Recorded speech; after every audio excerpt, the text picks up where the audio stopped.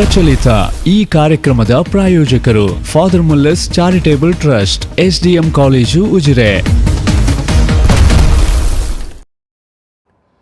ನಮಸ್ಕಾರ. ವಿಫೋರ್ ವಿಶೇಷ ಕಾರ್ಯಕ್ರಮಕ್ಕೆ ಸ್ವಾಗತ. ನಾನು ತಾರನಾಥ್ ಗಟ್ಟಿ ಕಾಪಿಕಾಡ್. ಇವತ್ತಿನ ಮಾತುಕತೆಯಲ್ಲಿ ನಾವು ಕರಾವಳಿಯ ತಳ ಸಮುದಾಯವೊಂದರ ಅತ್ಯಂತ ಜ್ವಲಂತ ಸಮಸ್ಯೆ, ಭಾರಿ ಬಹುಶಃ ಎರಡೂವರೆ ದಶಕಗಳಿಂದ ಅವರು ಬೇಡಿಕೆಯನ್ನು ಮಂಡಿಸಿಕೊಂಡು ಸರ್ಕಾರದ ಮುಂದೆ ಬಂದಿದ್ದಾರೆ. ಅದು ರಾಜ್ಯ ಸರ್ಕಾರ ಇರ್ಬೋದು ಅಥವಾ ಕೇಂದ್ರ ಸರ್ಕಾರ ಇರ್ಬೋದು. ಇನ್ನೂ ಕೂಡ ಅವರ ಬೇಡಿಕೆ ಈಡೇರಿಕೆ ಆಗಿಲ್ಲ ಅಥವಾ ಒಂದು ಸ್ಪಷ್ಟವಾದಂಥ ಒಂದು ಭರವಸೆ ಕೂಡ ಅವರ ಮುಂದೆ ಇಲ್ಲ. ಈ ನಮ್ಮ ಕರಾವಳಿಯ, ಅದು ದಕ್ಷಿಣ ಕನ್ನಡ ಇರ್ಬೋದು ಅಥವಾ ಉಡುಪಿ ಇರ್ಬೋದು, ಮನ್ಸ ಸಮಾಜ, ಶೆಡ್ಯೂಲ್ಡ್ ಕಾಸ್ಟ್ ಅಂದರೆ ಪರಿಶಿಷ್ಟ ಜಾತಿಯ ಒಳಗಡೆ ಬರುವಂಥ ಒಂದು ಸಮಾಜ. ಆದರೆ ಏನು ಸರ್ಕಾರದ ಪಟ್ಟಿ ಇರ್ತದೆ, ಪರಿಶಿಷ್ಟ ಜಾತಿಯಲ್ಲಿ ಯಾವೆಲ್ಲ ಜಾತಿಗಳಿದ್ದಾವೆ ಅಂತ, ಆ ಪಟ್ಟಿಯ ಒಳಗಡೆ ಮನುಷ್ಯ ಜಾತಿಯ ಪಟ್ಟಿ ಏನು ಹೆಸರು ಅಥವಾ ಆ ಒಂದು ಪದನಾಮದ ಜಾತಿಯನ್ನು ಇನ್ನೂ ಸೇರ್ಪಡೆಗೊಳಿಸಿಲ್ಲ. ಬಟ್ ಅವರೆಲ್ಲರೂ ಕೂಡ ಪರಿಶಿಷ್ಟ ಜಾತಿಗೆ ಸೇರಿದವರು ಮತ್ತು ಸ್ವತಂತ್ರವಾದಂಥ ಮನ್ಸ ಅನ್ನುವಂಥ ಜಾತಿಯ ಹೆಸರು, ಜೊತೆಗೆ ತಮ್ಮದೇ ಆದಂಥ ಸಂಸ್ಕೃತಿ, ಆಚಾರ ವಿಚಾರವನ್ನು ಒಂದು ನಂಬಿಕೊಂಡು ಪಾಲಿಸಿಕೊಂಡು ಬರ್ತಾ ಇರುವಂಥ ಸಮುದಾಯ. ಈ ಸಮುದಾಯದ ಸುದೀರ್ಘವಾದ ಬೇಡಿಕೆ ಇದೆ. ಆ ಬೇಡಿಕೆ ಯಾಕೆ, ಏನು, ಎತ್ತ, ಏನಿದರ ಇತಿಹಾಸ, ಏನಿವರ ಸಂಸ್ಕೃತಿ, ಏನಿವರ ಆಚಾರ, ಮತ್ತು ಬೇಡಿಕೆ ಯಾಕಿಷ್ಟು ವಿಳಂಬ ಆಗ್ತಾ ಉಂಟು, ಎಲ್ಲ ನೆಲೆಯಲ್ಲಿ ನಮ್ಮ ಇವತ್ತಿನ ಮಾತುಕತೆ. ಈ ಒಂದು ಮಾತುಕತೆಯಲ್ಲಿ ನಮ್ಮ ಜೊತೆಗೆ ಈ ಮನುಷ್ಯ ಸಮುದಾಯದ 3 ಮಂದಿ ಪ್ರಮುಖ ಗಣ್ಯ ಮುಖಂಡರು ಇವತ್ತಿನ ಮಾತುಕತೆಯಲ್ಲಿ ಭಾಗಿಯಾಗ್ತಿದ್ದಾರೆ. ನಾನು ಈ ನಮ್ಮ ಸ್ಟುಡಿಯೋದಲ್ಲಿ ಇವತ್ತು ನಮ್ಮ ಜೊತೆಗೆ ಡಿ.ಕೈ ಅವರು, ಅಚ್ಯುತ ಸಂಪಿಗೆ ಅವರು, ವೆಂಕಣ್ಣ ಕೊಯ್ಯೂರು 3 ಮಂದಿ ಭಾಗವಹಿಸಿದ್ದಾರೆ. ನಾನು 3 ಮಂದಿಯನ್ನು ಕೂಡ ಸಮಸ್ತ ವೀಕ್ಷಕರ ಪರವಾಗಿ ಈ ಒಂದು ಮಾತುಕತೆಗೆ ಪ್ರೀತಿಯಿಂದ ಸ್ವಾಗತ ಮಾಡ್ತೇನೆ. ಸರ್, ಡಿ.ಕೈ ಅವರೇ, ಅಚ್ಯುತ ಅವರೇ, ವೆಂಕಣ್ಣ ಅವರೇ. ಡಿ.ಕೈ ಅವರು ತುಳುನಾಡ ಮನುಷ್ಯ ಸಮಾಜ ಸೇವಾ ಸಂಘದ ಗೌರವ ಅಧ್ಯಕ್ಷರು, ಜೊತೆಗೆ ಅಚ್ಯುತ ಸಂಪಿಗೆ ಅವರು ತುಳುನಾಡ ಮನುಷ್ಯ ಸಮಾಜ ಸೇವಾ ಸಂಘದ ಗೌರವ ಸಲಹೆಗಾರರು, ಜೊತೆಗೆ ವೆಂಕಣ್ಣ ಕೊಯ್ಯೂರವರು ತುಳುನಾಡ ಮನುಷ್ಯ ಸಮಾಜ ಸೇವಾ ಸಂಘದ ಕೇಂದ್ರ ಸಮಿತಿಯ ಅಧ್ಯಕ್ಷರು. ತಮ್ಮ ಸಮಾಜ ಎದುರಿಸಿಕೊಂಡು ಬಂದಂಥ ಸಮಸ್ಯೆಗಳು, ಬೇಡಿಕೆಗಳು, ಈ ನೆಲೆಯಲ್ಲಿ ಇವತ್ತಿನ ಮಾತುಕತೆ ಭಾರಿ ಪ್ರಮುಖವಾಗಿ SC ಶೆಡ್ಯೂಲ್ಡ್ ಕಾಸ್ಟ್ ಪಟ್ಟಿಯ ಒಳಗಡೆ ಮನ್ಸ ಅನ್ನುವಂಥ ಜಾತಿ ಅದು ಸೇರ್ಪಡೆ ಆಗಬೇಕು ಅನ್ನುವಂಥ. ಇದು ಡಿ.ಕೈ ಅವರೇ, ಸುದೀರ್ಘ ಕಾಲದಲ್ಲೇ ಈ ಕರಾವಳಿಯಲ್ಲಿ ಒಬ್ಬ ಸಾಮಾಜಿಕ ಕಾರ್ಯಕರ್ತನಾಗಿ, ಒಬ್ಬ ಹೋರಾಟಗಾರನಾಗಿ ನಿಮ್ಮನ್ನು ಈ ಕರಾವಳಿ ಜನ ಬಲ್ಲವರು.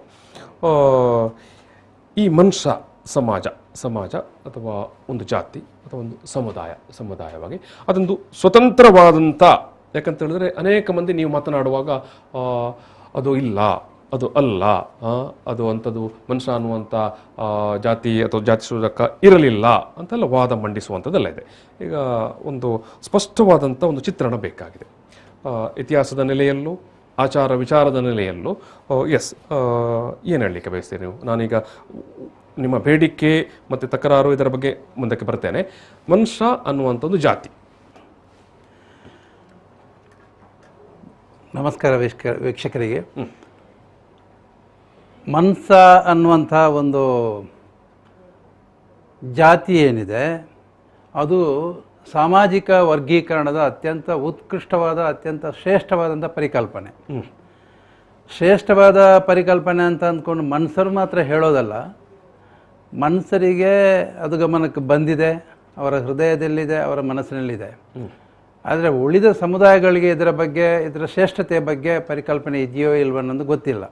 ಆದರೆ ಮಾನ್ಯತೆ ಅನ್ನುವಂಥದ್ದು ಈ ಸಮುದಾಯಕ್ಕೆ, ಮನುಷ್ಯ ಸಮುದಾಯಕ್ಕೆ ಎಲ್ಲ ಜಾತಿಗಳಿಂದ ಸಲ್ತಕ್ಕಂಥದ್ದನ್ನು ನಾವು ನೋಡ್ತಾ ಇದ್ವಿ.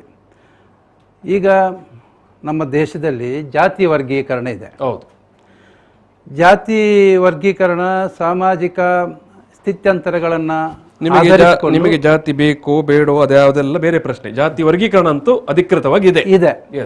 ಈಗ ನಾವು ಜಾತಿ ಇಲ್ಲ ಅಂತ ಹೇಳಿದ್ರು ಅದು ಅದರ ಪಾಡಿಗೆ ತನ್ನ ಕೆಲಸವನ್ನು ಸಮಾಜದಲ್ಲಿ ನಿರ್ವಹಣೆ ಮಾಡಿಕೊಂಡೇ ಬರ್ತಾ ಇದೆ. ಈ ಹಿನ್ನೆಲೆಯಲ್ಲಿ ನಮಗೆ ಬೇಡ ಅಂತ ಅಂದರೂ ಕೂಡ ಅದು ನಮ್ಮನ್ನು ಬೆಂಬಿಡದ ಭೂತವಾಗಿ ಕಾಡ್ತದೆ. ಈ ಕಾಸ್ಟ್ ಅನ್ನುವಂಥದ್ದು ಜಾತಿಗೆ ಸಂವಾದಿಯಾಗಿರ್ತಕ್ಕಂಥ ಪದ ಅಂತ ನಾವು ಬಳಸ್ತಾ ಇದ್ವಿ. ಕಾಸ್ಟ್, ನಮ್ಮೊಬ್ಬರು ಫಿಲಾಸಫರ್ ಹೇಳ್ತಾ ಇದ್ರು, caste is created with an purpose ಅಂತ. ಒಂದು ಉದ್ದೇಶಕ್ಕಾಗಿ. Till then purpose is met, till that caste will be existing. So ಹಾಗಾಗಿ ಒಂದು ಉದ್ದೇಶಕ್ಕೆ ರಚನೆ ಆಗಿರ್ತಕ್ಕಂಥ ಜಾತಿ, ಆ ಉದ್ದೇಶ ಎಲ್ಲಿವರೆಗೆ ಮೀಟ್ ಆಗೋದಿಲ್ವೋ ಅಲ್ಲಿವರೆಗೆ ಅದು ಇದ್ದೇ ಇರುತ್ತೆ, ಇರಲೇಬೇಕು. ಈಗ ಉದ್ದೇಶ ಎಲ್ಲ ಜಾತಿಗಳಿಗೂ ಇದ್ದಾವೆ. ಹಾಗಿದ್ರೆ ಆ ಉದ್ದೇಶ ಎಲ್ಲ ಜಾತಿಗಳಿಗೂ ಮೀಟ್ ಆದರೆ ಏನಾಗುತ್ತೆ ಅಂತಂದರೆ ಅಲ್ಲಿ ಸೊಸೈಟಿ ಆಫ್ ಈಕ್ವಿಲಿಬ್ರಿಯಮ್, ಒಂದು ಸಮಾನವಾದ ಸರ್ವ ಸಮಾನತೆ ಇರತಕ್ಕಂಥ ಒಂದು ಸಮಾಜ ನಿರ್ಮಾಣ ಆಗುತ್ತೆ. ಆದರೆ ನಮ್ಮ ದೇಶದಲ್ಲಿ ಜಾತಿಯನ್ನು ಶ್ರೇಣೀಕರಣಕ್ಕೆ ಒಳಪಡಿಸಿ, ಗ್ರೇಡೆಡ್ ಇನ್ಇಕ್ವಾಲಿಟಿಗೆ ಒಳಪಡಿಸಿ, ಅಲ್ಲಿ ಶೋಷಣೆಯೇ ಮೂಲ ಆಧಾರವಾಗಿ ಜಾತಿ ಸಂರಚನೆಯ ಉದ್ದೇಶ ಅಂತ ನಮಗೆ ಕಂಡು ಬರ್ತಾ ಇದೆ. ಸೊ ಈ ಹಿನ್ನೆಲೆಯಲ್ಲಿ ಇದು ಭಾಳ ಉತ್ಕೃಷ್ಟವಾದಂಥದ್ದು ಕಲ್ಪನೆ. ಇದನ್ನು ಸಾಮಾನ್ಯ ಜನಗಳಿಗೆ ಸ್ವಲ್ಪ ಅವರ ಗಮನಕ್ಕೆ ತಲುಪಿಸೋದು ಕಷ್ಟ ಆದಿತ್ತು. ನೀವು PG ಓದಿದವನಿರ್ಬೋದು, PhD ಮಾಡಿದವನು ಇರ್ಬೋದು, ಡಿಗ್ರಿ ಹೋಲ್ಡರ್ ಇರ್ಬೋದು, ಒಳ್ಳೆಯ ರಾಜಕೀಯ ಧುರೀಣ ಇರ್ಬೋದು, ಅವ್ರ ಮಿನಿಸ್ಟರ್ ಇರ್ಬೋದು, CM ಇರ್ಬೋದು ಅಥವಾ PM ಇರ್ಬೋದು. ಒಂದು ಸಿಂಪಲ್ ಕ್ವಶನ್ ಕೇಳಿ, ಜಾತಿ ಅಂದರೆ ಏನು ಅಂತ. Where does it exist, what is cost, where does it exist ಅಂತ. ಎಲ್ಲಿದೆ ಜಾತಿ, ಎಲ್ಲಿದೆ? ಅದಕ್ಕೆ ಬಾಬಾ ಸಾಹೇಬ್ ಡಾಕ್ಟರ್ ಅಂಬೇಡ್ಕರ್, ಸಂವಿಧಾನದ ಪಿತಾಮಹ, ಅವರು ಹೇಳ್ತಾರೆ ಕಾಸ್ಟ್ ಅನ್ನುವಂಥದ್ದು it is A mental notion ಅಂತ. ಅದು ಮನಸ್ಸಿನಲ್ಲಿದೆ. ಮೇಲೆ ಅನ್ನುವಂಥದ್ದು ಕೂಡ ಮನಸ್ಸಿನ ಒಂದು ಕಲ್ಪನೆ, ನಾನು ಕೆಳಗೆ ಜಾತಿಯವನು ಅನ್ನುವಂಥದ್ದು ಕೂಡ ಮಾನಸಿಕ ಭ್ರಮೆ. ಹಾಗಿದ್ರೆ ಏನು ಮಾಡಬೇಕು? ಇದನ್ನು ಹೋಗಲಾಡಿಸಬೇಕಿದ್ರೆ ಮನಸ್ಸಿಗೇನೋ ಔಷಧಿಯನ್ನು ಕೊಡಬೇಕು. ಈ ಮೇಲೆ ಮತ್ತು ಕೆಳಗೆ ಇರ್ತಕ್ಕಂಥ ಸ್ಥಿತ್ಯಂತರದ ಕಲ್ಪನೆ ಇದೆಯಲ್ಲ, ಅದಕ್ಕೆ ಮಾನಸಿಕವಾಗಿಯೇ ನಾವು ಆ ಮಾನಸಿಕ ರೋಗಕ್ಕೆ ಸರಿಯಾದ ಚಿಕಿತ್ಸೆ ಕೊಟ್ಟಾಗ ಮಾತ್ರ ಅದು ನಿವಾರಣೆ ಆಗೋದಕ್ಕೆ ಸಾಧ್ಯ. ಹಾಗಾಗಿ ಈಗ ನೀವು ಹೇಳ್ತಕ್ಕಂಥ ಮನುಷ್ಯರು ಯಾರು ಅಂತ ಕೇಳಿದ್ರೆ ನೀವು ಪ್ರಶ್ನೆ, ಇದು ಮನುಷ್ಯ ಅನ್ನುವಂಥ ಜಾತಿ ಅಥವಾ ಒಂದು ಸ್ವತಂತ್ರವಾದಂಥ ಜಾತಿ ಅಸ್ತಿತ್ವದಲ್ಲಿ ಇದೆಯಾ? ನೀವು ಅದನ್ನ ನನಗೆ ಪೀಠಿಕೆಯಾಗಿ ಈ ಮಾತನ್ನು ಹೇಳಲೇಬೇಕಾಗಿದೆ. ಯಾಕಂದ್ರೆ ನಮ್ಮ ಸಮಾಜದಲ್ಲಿ ಯಾರಿಗೂ ಇಲ್ಲ ಜಾತಿ ಅನ್ನೋದು ಅಂದರೆ ಏನು ಅನ್ನುವಂಥ ಕಲ್ಪನೆ ಯಾರಿಗೂ ಇಲ್ಲ. ಹಾಗಾಗಿ ಅದನ್ನು ಹೇಳಬೇಕಾಗಿ ಬಂತು.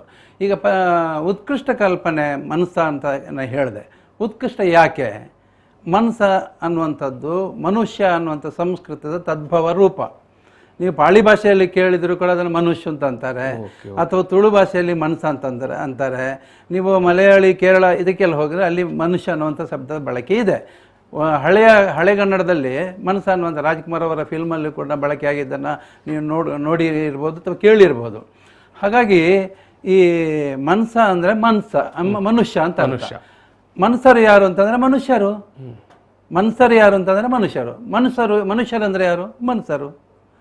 ಹಾಗಿದ್ರೆ ಮನುಷ್ಯ ವರ್ಗೀಕರಣ ಅನ್ನುವಂಥದ್ದು ಪ್ರಾಣಿಗಳಿಗಿಂತ ಪ್ರತ್ಯೇಕವಾಗಿ ವರ್ಗೀಕರಣ ಆದಾಗ ಬಳಸುವಂಥ ಪದ ಬಳಕೆ. ಹಾಗಾಗಿ ಮನುಷ್ಯ ಅನ್ನುವಂಥದ್ದು ಜಾತಿ ಇದೆಯಲ್ಲ, ಈ ಕರಾವಳಿಯಲ್ಲಿರುವಂಥ ಸಮುದಾಯಕ್ಕೆ ಅದು ಮನುಷ್ಯ ಅಂತ ಯಾಕೆ ಹೆಸರು ಬಂತು? ಅದು ಯಾಕಂತಂದ್ರೆ ಮನುಷ್ಯ ನರಮನೆ ಅದು ಪುಟ್ಟದ್ದು ನರಮಾನಿ ಲೆಕ್ಕ ಬದುಕೋಡು. ಮನುಷ್ಯನಾಗಿ ಹುಟ್ಟಿ ಮನುಷ್ಯನಾಗಿ ಬದುಕಬೇಕು ಅನ್ನುವಂಥದ್ದು ಕಲ್ಪನೆ ಇದೆ. ಹಾಗಾಗಿ ಇಲ್ಲಿ ಏನಾಗಿದೆ, ಮನಸ್ಸ ಅನ್ನುವಂಥ ಜಾತಿಯವರು ಮನುಷ್ಯರಾಗಿ ಹುಟ್ಟಿ ಅಂದರೆ ಮನುಷ್ಯರಾಗಿ ಬದುಕಿದ್ದಾರೆ. ಅವರು ಬೆಳೆದು ಹುಟ್ಟಿನಿಂದ ಸಾಯೋ ತನಕ ಏನು ಬದುಕನ್ನು ಬದುಕಿದ್ದಾರೆ ಅದು ಅತ್ಯಂತ ನಿಸರ್ಗದತ್ತವಾದಂಥ ನಿಸರ್ಗಕ್ಕೆ ಹತ್ತಿರವಾಗಿರ್ತಕ್ಕಂಥ ಬದುಕು ಅವರದು. ಈ ಹಿನ್ನೆಲೆಯಲ್ಲಿ ಅವರು ಮನುಷ್ಯರಾಗೇ ಬದುಕಿದ್ದಾರೆ. ಹಾಗಾಗಿ ಮನಸ್ಸ ಅನ್ನುವಂಥದ್ದು ಪದವನ್ನು ಅವರಿಗೆ ಸರಿಯಾದ ರೀತಿಯಲ್ಲೇ ಉಪಯೋಗ ಮಾಡಲಾಗಿದೆ. ಮನುಷ್ಯರು ಅಂತಂದರೆ ಒಂದು ಸಾಮಾಜಿಕ ವರ್ಗೀಕರಣ, ಜಾತಿಯ ಶ್ರೇಣೀಕರಣದಲ್ಲಿ ಅಲ್ಲಿ ಸ್ವಲ್ಪ ಕೀಳಾಗಿ ಕಾಣುವಂಥ ಒಂದು ಪರಿಕಲ್ಪನೆ ಮೇಲ್ಜಾತಿಗಳಿಂದ ಕಂಡು ಬಂದಿದೆ. ಯಾಕೆ ಬಂದಿದೆ ಅಂತಂದರೆ ಇವರು ಮನುಷ್ಯರಾಗಿ ಬದುಕಿದ್ರೆ ಎಲ್ರಿಗೂ ಮನುಷ್ಯತ್ವದ ಕಲ್ಪನೆಯನ್ನು ಕೊಡ್ತಾರೆ, ಎಲ್ರಿಗೂ ಸರಿಸಮಾನವಾದ ಬದುಕನ್ನು ಕೊಡ್ತಾರೆ. ಹಾಗಾಗಿ ಇಲ್ಲಿ ಸ್ಥಿತ್ಯಂತರ ಇರೋದಿಲ್ಲ. ಶೋಷಣೆಗೇ ಬಂದಿರತಕ್ಕಂಥವರಿಗೆ ಇದರಿಂದ ಲಾಭ ಇರಲ್ಲ. ಹಾಗಾಗಿ ಇವರನ್ನು ಏನಾದರೂ ಮಾಡಿ ಇವರನ್ನು ಈ ಜನಾಂಗವನ್ನು ಕೀಳಾಗಿಸಬೇಕು ಅನ್ನೋ ಉದ್ದೇಶಪೂರ್ವಕವಾಗಿ ಅವರನ್ನು ಕೀಳಾಗಿಸಿದ್ದಾರೆ. ಎಸ್, ನಾನು ಬರ್ತೇನೆ. ಇದು ಅಚ್ಯುತ್ ಅವರೇ, ಎಸ್, ಈಗ ಮನುಷ್ಯ ಅನ್ನುವಂಥ ಜಾತಿಯ ಬಗ್ಗೆ ಅದೇ ಪ್ರಶ್ನೆ ನಾನು ನಿಮಗೆ ಕೂಡ ಕೇಳುವಂಥದ್ದು. ಮನುಷ್ಯ ಅಂತ ಅನ್ನುವ ಜಾತಿ ಒಂದು ಸ್ವತಂತ್ರ ಜಾತಿಯಾಗಿ, ಮನುಷ್ಯ ಅಂತ ಹೇಳುವಂಥದ್ದು ಸ್ವತಂತ್ರ ಜಾತಿ. DK ಅವರು ಹೇಳಿದಾಗೇನೆ ದೇ ಆರ್ ಔಟ್ಕಾಸ್ಟ್ ಪೀಪಲ್. ಈ ತಳ ಸಮುದಾಯದಲ್ಲಿ ಈ ನಮ್ಮ ತುಳುವಿನಲ್ಲಿ ನಮ್ಮ ಹಿರಿಯವರು ಹೇಳ್ತಾ ಇದ್ದ ಮಾತೊಂದು ನನಗೆ ನೆನಪಾಗಿ ಬರ್ತಾ ಇದೆ. ಈ ಜಲಪ್ರಳಯ ಆಗ್ತದಂತೆ. ಜಲಪ್ರಳಯ ಆಗುವಾಗ ನಮ್ಮ ಇಬ್ಬರು ದಂಪತಿಗಳು ಡೋಲಿನ ಒಳಗೆ ಕೂತ್ಕೊಂಡು ಅವರ ಜೀವ ರಕ್ಷಣೆ ಮಾಡ್ತಾರೆ. ಮಾಡಿ ಇಡೀ ಮಾನವ ಸಮುದಾಯ ಮುಳುಗಿ ಹೋಯಿತು ಅಂತ ಹೇಳ್ತಾರೆ. ಆವಾಗ ಈ ಡೋಲಿನ ಒಳಗೆ ಇದ್ದಂಥ ಇಬ್ಬರು ವ್ಯಕ್ತಿಗಳಿಂದ ಗಂಡು ಮತ್ತು ಹೆಣ್ಣಿನಿಂದ ಇದು ಮಾನವನ ಉತ್ಪತ್ತಿ ಆಯ್ತಂದ ನಮ್ಮ ಹಿಂದಿನವರು ಹೇಳ್ತಾ ಇರೋದು. ಅದಕ್ಕೇನೋ ಲಿಖಿತ ದಾಖಲೆ ಇಲ್ಲದಿದ್ದರೂ ಅದು ಸತ್ಯ ಅಂತ ನಮಗೆ ಅನಿಸ್ತಾ ಇದೆ ಈಗಿನ. ಯಾಕೆಂತ ಹೇಳಿದ್ರೆ ಮನ್ಸ ಅಂತ ಹೇಳೋದು, ಇನ್ನು ಕೆಲವರು ಪ್ರಶ್ನೆ ಕೇಳ್ತಾರೆ, ನೀವು ಮಾತ್ರ ಮನುಷ್ಯರಂದರೆ ನಾವು ಕೂಡ ಮನುಷ್ಯರಲ್ವಾ, ಬಾಕಿಯವರನ್ನು ಯಾಕೆ ಮನುಷ್ಯ ಅಂತ ಕರೀತಾ ಇಲ್ಲ? ಯಾಕೆ ಅಂತ ಹೇಳಿದ್ರೆ ಇಲ್ಲಿ ಜಾತಿ ವ್ಯವಸ್ಥೆ ಏನು ಉದ್ಭವ ಆದಾಗ ಇದು ಆರ್ಯರಿಂದ ಈ ಜಾತಿ ವ್ಯವಸ್ಥೆ ಬಂತು. ಜಾತಿ ವ್ಯವಸ್ಥೆಯನ್ನು ನಿರಾಕರಣೆ ಮಾಡಿದಂಥ ವ್ಯಕ್ತಿಗಳು ಮನುಷ್ಯರಾಗಿ ಉಳಿದ್ರು. ನಾವು ನಿಜವಾಗಿ ಮನುಷ್ಯರಾಗಿ ಇಲ್ಲಿ ಉಳಿತೇವೆ, ನಾವು ನಿಮ್ಮ ಜಾತಿ ವ್ಯವಸ್ಥೆಯನ್ನು ಒಪ್ಕೊಳ್ಳೋದಿಲ್ಲ, we will remain as human beings. ಹಾಗಾಗಿ ಇದು ಮನ್ಸ ಅಂತ ಹೇಳುವ ಒಂದು ಪರ್ಟಿಕ್ಯುಲರ್ ಆಗಿ ನಮ್ಮ ಸಮುದಾಯವನ್ನು ಇವರು ಅಲ್ಲಿ ಏನು ಮಾಡಿದ್ರು, ಇವರ ಜಾತಿ ವ್ಯವಸ್ಥೆಯನ್ನು ಒಪ್ಪದೇ ಇದ್ದಾಗ ಇವರು ಅಸ್ಪೃಶ್ಯರು ಅಂತ ಹೇಳಿ ನಮ್ಮನ್ನು ಸಮಾಜದಿಂದ ದೂರ ಇಡುವಂಥ ಇದು ಮಾಡಿದ್ರು. ಶ್ರೇಣಿಕತ ಸಮಾಜದಲ್ಲಿ ಇವರನ್ನು ಅಸ್ಪೃಶ್ಯತೆ ಅಂತ ನಮ್ಮನ್ನು ಪರಿಗಣಿಸಿದ್ರು. ಈಗ ಊಳಿಗೆ ಮಾನ್ಯ ವ್ಯವಸ್ಥೆಯಲ್ಲಿ ಇವರು ಇವತ್ತು ಜೈನರಾಗಿರ್ಬೋದು ಅಥವಾ ಬಂಟರ ಇದರಲ್ಲಿ ಏನು ಜೀತದಾಳಾಗಿ ಇದ್ದವರೇ ಈ ಮನ್ಸ ಕಾರ್ಮಿಕರಾಗಿದ್ದವರು. ನಮ್ಮ ಜಾತಿಗೆ ನಿರ್ದಿಷ್ಟವಾದ ಒಂದು ಏನು ಉದ್ಯೋಗ ಅಂತ ಇರಲಿಲ್ಲ, ಕುಲಕಸಬು ಅಂತ ಏನು ಇರಲಿಲ್ಲ. ಬಾಕಿ ಎಲ್ಲ ಸಮುದಾಯಗಳಿಗೆ ಇಲ್ಲಿ ದಕ್ಷಿಣ ಕನ್ನಡ ಅಥವಾ ತುಳುನಾಡಿನಲ್ಲಿರುವಂಥ ಎಲ್ಲ ಪರಿಶಿಷ್ಟ ಜಾತಿಗಳಿಗೆ ಅವರವರಿಗೆ ಆದಂಥ ಒಂದು ಕುಲಕಸಬು ಅಂತ ಇತ್ತು. ಆದರೆ ಮನ್ಸ ಸಮುದಾಯದವರಿಗೆ ಅವರಿಗೆ ಏನು ಅವರು ಕೂಲಿ ಕಾರ್ಮಿಕರಾಗಿ ಇದ್ದವರು. ಕೆಲವರು ಅಲ್ಲಲ್ಲಿ ಏನೋ ಬುಟ್ಟಿ ಹೆಣೆಯುವುದು ಅದೇ ಅವರು ಮಾಡ್ಕೊಂಡಿದ್ರು ಕೂಡ ಅವ್ರು ಮೂಲತಃ ಕೂಲಿ ಕೆಲಸ ಮಾಡ್ಕೊಂಡಿದ್ದವರು. ಹಾಗಾಗಿ ಇಲ್ಲಿ ಮನ್ಸ ಅಂತ ಹೇಳುವ ಒಂದು ಜಾತಿ ನಮ್ಮ ಸಮುದಾಯಕ್ಕೇನೆ ಬಂದಿದೆ. ಮನುಷ್ಯ ಅದ ಇವರು ಡಿ ಕೆ ಅವರು ಹೇಳಿದಾಗೇನೆ ಮನ್ಸ ಅಂತ ಹೇಳಿದ್ರೆ ಮನುಷ್ಯ. ಈಗ ತಾವು ನಮ್ಮ ಕನ್ನಡ ರೀಜನ್ಗೆ ಹೋದಾಗ ಏನಾದರೂ ನಾವು ತಪ್ಪು ಏನಾದರೂ ಮಾಡಿದಾಗ ಎಂತ ಮಾರೆ ನೀನು ಮನ್ಸ ಅಲ್ವ ಅಂತ ಹೇಳ್ತಾರೆ. ಅದರ ಅರ್ಥ ಏನು, ನೀನು ಮನುಷ್ಯ ಅಲ್ವ ಅಂತೇಳಿ. ಅಂದರೆ ಅದು ಶಬ್ದ ಕೀಳಂತ ನಮಗೆ ಅಲ್ಲಿ ಬರುವುದಿಲ್ಲ. ಇಲ್ಲಿ ನಮಗೆ ಮನ್ಸ ಅಂತ ಹೇಳಿದರೆ ಕೀಳು ಅಂತ ಬರ್ತದೆ ಹೇಗೆ? ಇದು ನಮ್ಮ ಡಿ ಕೆ ಅವರು ಹೇಳಿದಾಗೇನೆ ಏನು ಮಾನಸಿಕ ಸ್ಥಿತ್ಯಂತರ ನಮಗೆ ಕೀಳು ಅಂತೇಳಿ. ಅಂದರೆ ಅಫ್ಕೋರ್ಸ್ ನಮ್ಮ ಅವರು ಏನು ಜೀತಗಳಾಗಿ ಇದ್ದಾಗ ನಮ್ಮನ್ನು ಆ ರೀತಿ ದುಡಿಸ್ಕೊಂಡಾದಾಗ ನಾವು ಕೀಳು ಅಂತೇಳಿ ಒಂದು ಇದಿತ್ತು. ಆದರೆ ಮನುಷ್ಯರಿಗಿರುವಂಥ ಒಂದು ಏನು ಸಂಸ್ಕೃತಿ, ಆಚಾರ, ವಿಚಾರಗಳು ಮತ್ತು ನಾವು ಆರಾಧಿಸಿಕೊಂಡಂತೂ ಬರುವಂಥ ಕುಲದೈವಗಳು, ನಮ್ಮ ಸಮುದಾಯವನ್ನು ಗುರುತಿಸುವುದೇ ನಮ್ಮ ಕುಲದೈವಗಳಾದ ಕಾನದ ಕಟದ ಸತ್ಯಸಾರಮಾಣಿ ಅಂತೇಳಿ ಅವರ ಮೂಲಕ ನಮ್ಮ ಇದನ್ನು ಗುರುತಿಸಬಹುದು. ಅಲ್ಲಿ ಬರ್ತೇನೆ. ಇದು ವೆಂಕಣ್ಣವರೇ, ಈಗ ಡಿ ಕೆ ಅವರು ಮತ್ತು ಅಚ್ಯುತ್ ಅವರು ತುಂಬ ಅಕಾಡೆಮಿಕಲ್ ಆದಂಥ ನೆಲೆಯಲ್ಲಿ ಮನ್ಸ ಸಮಾಜವನ್ನು ಇಲ್ಲಿ ಮುಂದೆ ಇಟ್ಟರು. ನಿಮ್ಮ ಹತ್ರ ಕೇಳುವಂಥದ್ದು, ಈಗ ನಿಮ್ಮ ಹಳ್ಳಿಗಾಡಿನಲ್ಲಿ, ನಿಮ್ಮ ಊರಿನಲ್ಲಿ, ನಿಮ್ಮ ಗ್ರಾಮೀಣ ಜನರಲ್ಲಿ ಮನ್ಸ ಅಂದರೆ ಏನು ಅಂತ? ಈಗ ಡಿ ಕೆ ಅವರು ಹೇಳಿದಾಗೇನೆ ಜಾತಿಯನ್ನು ಯಾವ ರೀತಿ ನಾವು ಗುರುತಿಸುವುದು ಅಂತ ನಾನು ತಿಳಿದ ಮಟ್ಟಿಗೆ ಒಂದು ಜಾತಿ ಇಂಥದ್ದೇ ಅಂತ ಗುರುತಿಸಬೇಕಾದ್ರೆ ಆ ಜಾತಿಯ ಆಚಾರ, ವಿಚಾರ, ಸಂಸ್ಕಾರ, ಸಂಸ್ಕೃತಿಗಳು ಯಾವ ರೀತಿ ಇದೆ, ಆ ಜಾತಿಯ ಸಂಸ್ಕೃತಿಯೇ ಒಂದು ಪ್ರತ್ಯೇಕವಾಗಿದೆ. ಎಲ್ಲಾ ಜಾತಿಗಳು ಇಲ್ಲಿಗ ಬೇರೆ ಬೇರೆ ಜಾತಿಗಳಿದೆ. ಹುಟ್ಟಿನಿಂದ ಸಾವಿನವರೆಗೆ ಏನೆಲ್ಲ ಒಬ್ಬ ಮನುಷ್ಯನಿಗೆ ಒಳ್ಳೆ ಕಾರ್ಯಕ್ರಮಗಳೆಲ್ಲ ಆಗ್ತಾವ, ಅದೆಲ್ಲವೂ ಬೇರೆ ಬೇರೆ ರೀತಿ, ಬೇರೆ ಬೇರೆ ಜಾತಿಯಲ್ಲಿ ಬೇರೆ ಬೇರೆ ರೀತಿ ಇದೆ. ಹಾಗಾದ್ರೆ ಇಲ್ಲಿ ನಮ್ಮ ಸಂಸ್ಕೃತಿ ಇನ್ನು ಜೀವಂತವಾಗಿದೆ ಅನ್ನುವಾಗ ಇಲ್ಲಿ ನಮ್ಮ ಜಾತಿಯು ಜೀವಂತವಾಗಿದೆ. ಮನ್ಸ ಅನ್ನುವ ಒಂದು ಜಾತಿ ಅದು ಜೀವಂತವಾಗಿದೆ. ಈಗಲೂ ಮನ್ಸ ಅನ್ನುವಂಥ ಶಬ್ದ ಅದರ ಹುಟ್ಟು ಯಾಕೆ ಏನು ಅಂತ ಅಲ್ಲಲ್ಲ, ಮನುಷ್ಯ ಅದೇ ನಾನು ಹೇಳಿದ್ದು. ಆ ಮನುಷ್ಯ ಅನ್ನುವುದಕ್ಕೆ ಅಂತ ನಾನು ತಿಳಿದ ಮಟ್ಟಿಗೆ ಸಾಧಾರಣ ಹಿರಿಯರು ಹೇಳೋ ಪ್ರಕಾರ ಏನ್ ಹೇಳ್ತಾ ಇದ್ರು ಅಂತ, ಇದು ಜಾತಿ ಅನ್ನೋದು ನಾವು ಮೂಲತಃ ಬರೇ ಮನುಷ್ಯರಾಗಿ ಬೇರೆ ಒಂದು ಮನೆಯಲ್ಲಿ ಜೀತದಾಳುಗಳಾಗಿದ್ದವರಲ್ಲ. ನಾವು ಮೂಲದವರು ಅಂತ ಹೇಳ್ತಾರೆ, ಇವಾಗ್ಲಿದೆ ಒಂದು ಮನೆ ಆ ಮೂಲದವರು ಅಂತ.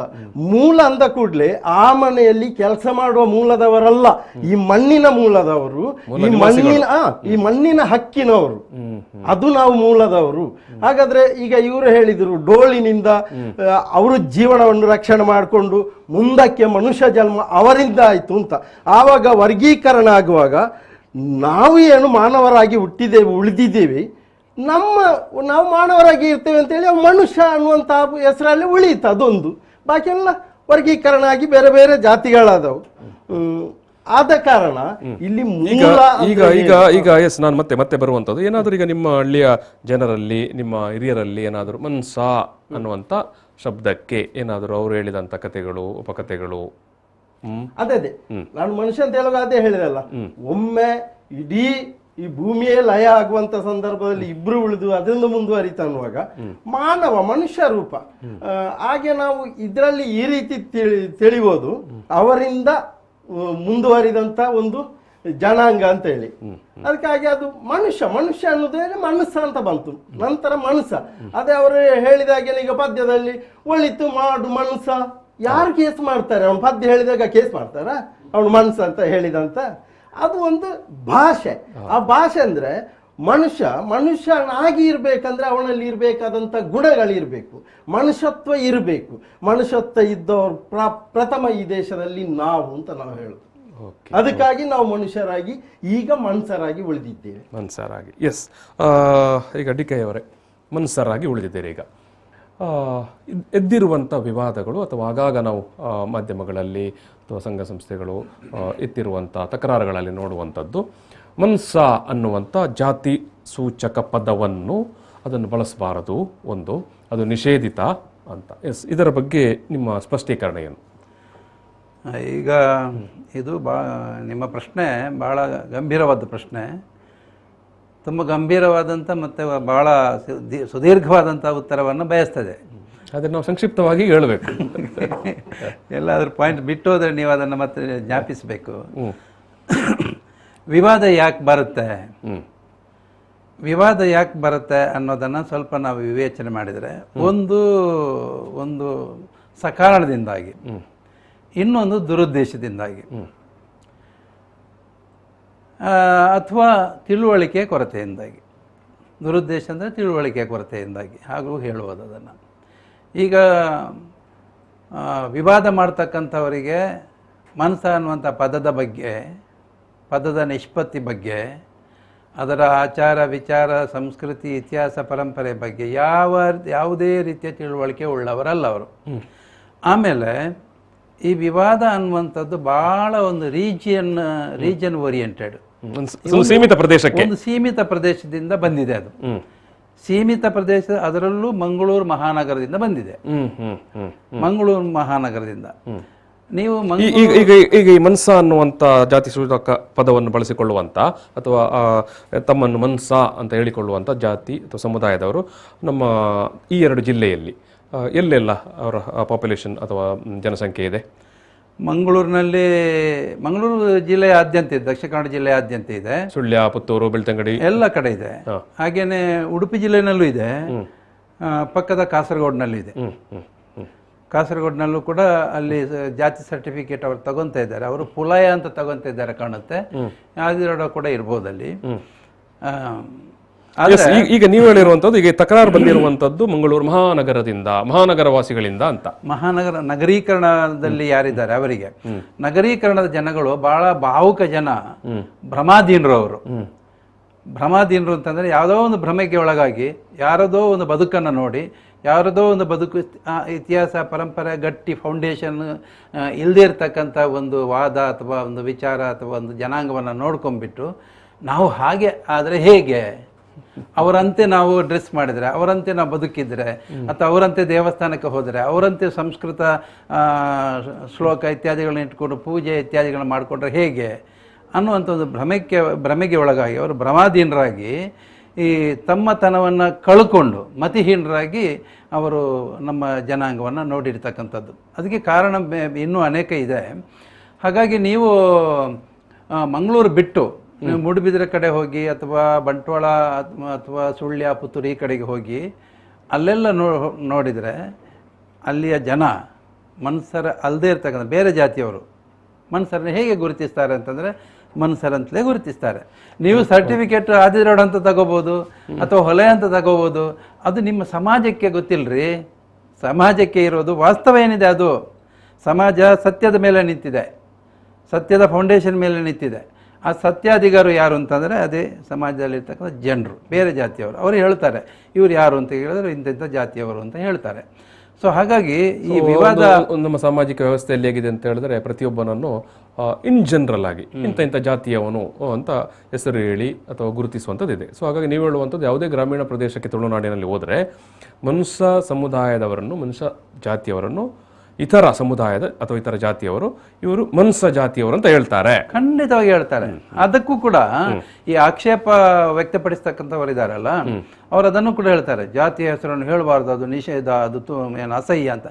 ಅಸಹ್ಯ ಇವರ ತಲೆಯಲ್ಲಿ ಇರೋದು, ಅಸಹ್ಯ ಇವರ ತಲೆಯಲ್ಲಿ. ನಾನು ಹೇಳಿದಲ್ಲ, ಒಂದು ಪದ ಅಸಹ್ಯವೋ ಅಥವಾ ಸಹ್ಯವೋ, ಒಳ್ಳೆಯದೋ ಕೆಟ್ಟದೋ ಅಂತ ಅದು ಕೊಡುವಂಥ ಅರ್ಥದಲ್ಲಿ. ಈಗ ಒಂದು ಡಬ್ಬ ಇದೆ, ಆ ಒಂದು ಡಬ್ಬದೊಳಗೆ ನೀವು ಕಬ್ಬಿಣ ಹಾಕ್ಬಿಟ್ರೆ ಅದರ ಮೌಲ್ಯ ಏನಾಗುತ್ತೆ? ಕಬ್ಬಿಣಕ್ಕೆ ಏನು ಮೌಲ್ಯ ಸಿಗುತ್ತೆ ಅದು. ಚಿನ್ನ ಹಾಕ್ಬಿಟ್ರೆ ಚಿನ್ನದ ಮೌಲ್ಯ ಬರುತ್ತೆ, ಮಣ್ಣು ಹಾಕ್ಬಿಟ್ರೆ ಮಣ್ಣಿನ ಮೌಲ್ಯ ಬರುತ್ತೆ. ಹಾಗೆಯೇ ಪ್ರತಿ ಶಬ್ದಕ್ಕೂ there is a implied and applied meaning. ಈ ಮನುಷ್ಯ ಅನ್ನುವಂಥದ್ದಕ್ಕೆ ನಾವು ಹೇಳಿದ, ಈಗ ಡಿಸ್ಕ್ರಿಪ್ಷನ್ ಕೊಟ್ಟಿದ್ದೀವಿ ವಿವರಣೆ ಏನು ಅಂತ, ಮನುಷ್ಯ ಅಂತ. ಇನ್ನೂ ಅದನ್ನು ವಿಸ್ತರಣೆ ಮಾಡ್ಬೋದು, ನೀವು ವೈಯಕ್ತಿಕ ನೆಲೆ ಮಾಡ್ಬೋದು. ಹಾಗೆ ಇಂಪ್ಲಾಯ್ಡ್ ಮೀನಿಂಗು ಏನು ಅಂತಂದರೆ ಶ್ರೇಷ್ಠತೆ.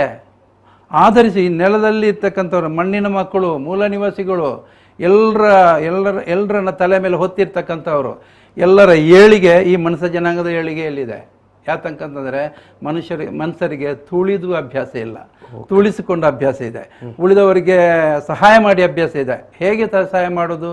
ತನ್ನ ಎದೆ ಹಾಲನ್ನು ಮೊಲೆಯ ಮೂಲಕ ಹಾಲಿನ ರೂಪದಲ್ಲಿ ಬೇರೆ ಜಾತಿಯ ಮಗುವಿಗೆ ಕೊಟ್ಟು ಸಾಕಿದ ತಾಯಿಗಳು, ನಮ್ಮ ತಾಯಿಯಂದಿರು ನಮ್ಮ ಕುಟುಂಬದಲ್ಲಿದ್ದಾರೆ. ತೋರಿಸಿ, ಬೇರೆ ಯಾವುದೇ ಒಂದು ಜಾತಿಯಲ್ಲಿ ತೋರಿಸಿ ನೋಡಿ ನೀವು. ಅಂತಂದರೆ ಈ ಒಂದು ಕುಡುತೆ ನೆತ್ತರನ್ನು ಬೆವರಾಗಿ ಸುರಿಸಿ ಭೂಮಿಯಲ್ಲಿ ಉತ್ಪತ್ತಿಯನ್ನು ಮಾಡ್ತಾರೆ. ತನ್ನ ಹಾಲನ್ನು ಮಗುವಿಗೆ, ಬೇರೆ ಮಗುವಿಗೆ ಕೊಟ್ಟು ಅಲ್ಲಿ ತನ್ನ ದೈಹಿಕ ಶಕ್ತಿಯನ್ನು ವ್ಯಯ ಮಾಡ್ತಕ್ಕಂಥ ತಾಯಂದಿರಿದ್ದಾರೆ. ಇಂಥ ಒಂದು ಶ್ರೇಷ್ಠವಾದ ಕಲ್ಪನೆ. ನಾವು 10 ಜೋಕಲು 5 ಜೋಕಲು ಲೆಕ್ಕ ಬದುಕೋಡು, 10 ತಾಯಿ ಮಕ್ಕಳು ಒಂದೇ ತಾಯಿ ಮಕ್ಕಳದ ರೀತಿಯಲ್ಲಿ ಬದುಕಬೇಕು. ಈ ಕಲ್ಪನೆ ಶೋಷಕನ ಬಾಯಿಯಲ್ಲಿ ಬರೋದಿಲ್ಲ. ಅದು ಶೋಷಣೆಗೆ ಒಳಗಾಗಿರ್ತಕ್ಕಂಥ ಜಾತಿಗಳಲ್ಲಿ ಬರ್ತದೆ, ಅದು ಮನ್ಸರಲ್ಲಿ ಇದೆ. ಹಾಗಾಗಿ ಮನ್ಸರ ಅನ್ನುವಂಥ ಪದ ಅತ್ಯಂತ ಶ್ರೇಷ್ಠವಾದ ಪದ. ಅದು ಅವರಿಗೆ ಆ ಶ್ರೇಷ್ಠತೆಯ ಕಲ್ಪನೆ ಇಲ್ಲ, ಶ್ರೇಷ್ಠತೆಯ ಕಲ್ಪನೆ ಇಲ್ಲ. ಅದಕ್ಕೆ ಸ್ವಲ್ಪ ಮಾನಸಿಕವಾದ ಎಕ್ಸರ್ಸೈಸ್ ಬೇಕು. ಅದು ಮಾನಸಿಕವಾದ ವ್ಯಾಯಾಮ ಅಥವಾ ಎಕ್ಸರ್ಸೈಸ್ ಮಾಡಿರ್ತಕ್ಕಂಥವರಿಗೆ ಇದು ಅರ್ಥ ಆಗುತ್ತೆ. ಅವರು ಬದುಕಿಗೆ ಇನ್ನೊಬ್ಬರನ್ನು ಆದರ್ಶವನ್ನಾಗಿ ಇಟ್ಟುಕೊಂಡಾಗ ಅವರೇ, ಬೇರೆ ಜಾತಿಯವರೇ ನಮಗೆ ಆದರ್ಶ ಆಗ್ತಾರೆ. ನಾನು ಆದರ್ಶ ಆಗೋದಿಲ್ಲ. ನನ್ನದು ಏನಾಗುತ್ತೆ ಆಗ? ನನ್ನದು ಕಳ್ಕೊಂಡೋಗುತ್ತೆ, ನನ್ನದು ಮಾಯ ಆಗುತ್ತೆ, ನನ್ನದು ಜೀರ್ಣ ಆಗುತ್ತೆ. ಸಣ್ಣ ಕೀಳರಿಮೆ ಬರುವಂಥದ್ದು. ಆ ಕೀಳರಿಮೆಯೇ ಎಲ್ಲದಕ್ಕೂ ಮೂಲ. ಇದು ಇನ್ನು ನೀವು ಆಳಕ್ಕೆ ಇಳಿದ್ರೆ ಕೇವಲ ಮನುಷ್ಯರಿಗೆ ಮಾತ್ರ ಕೀಳರಿಮೆ ಅಲ್ಲ.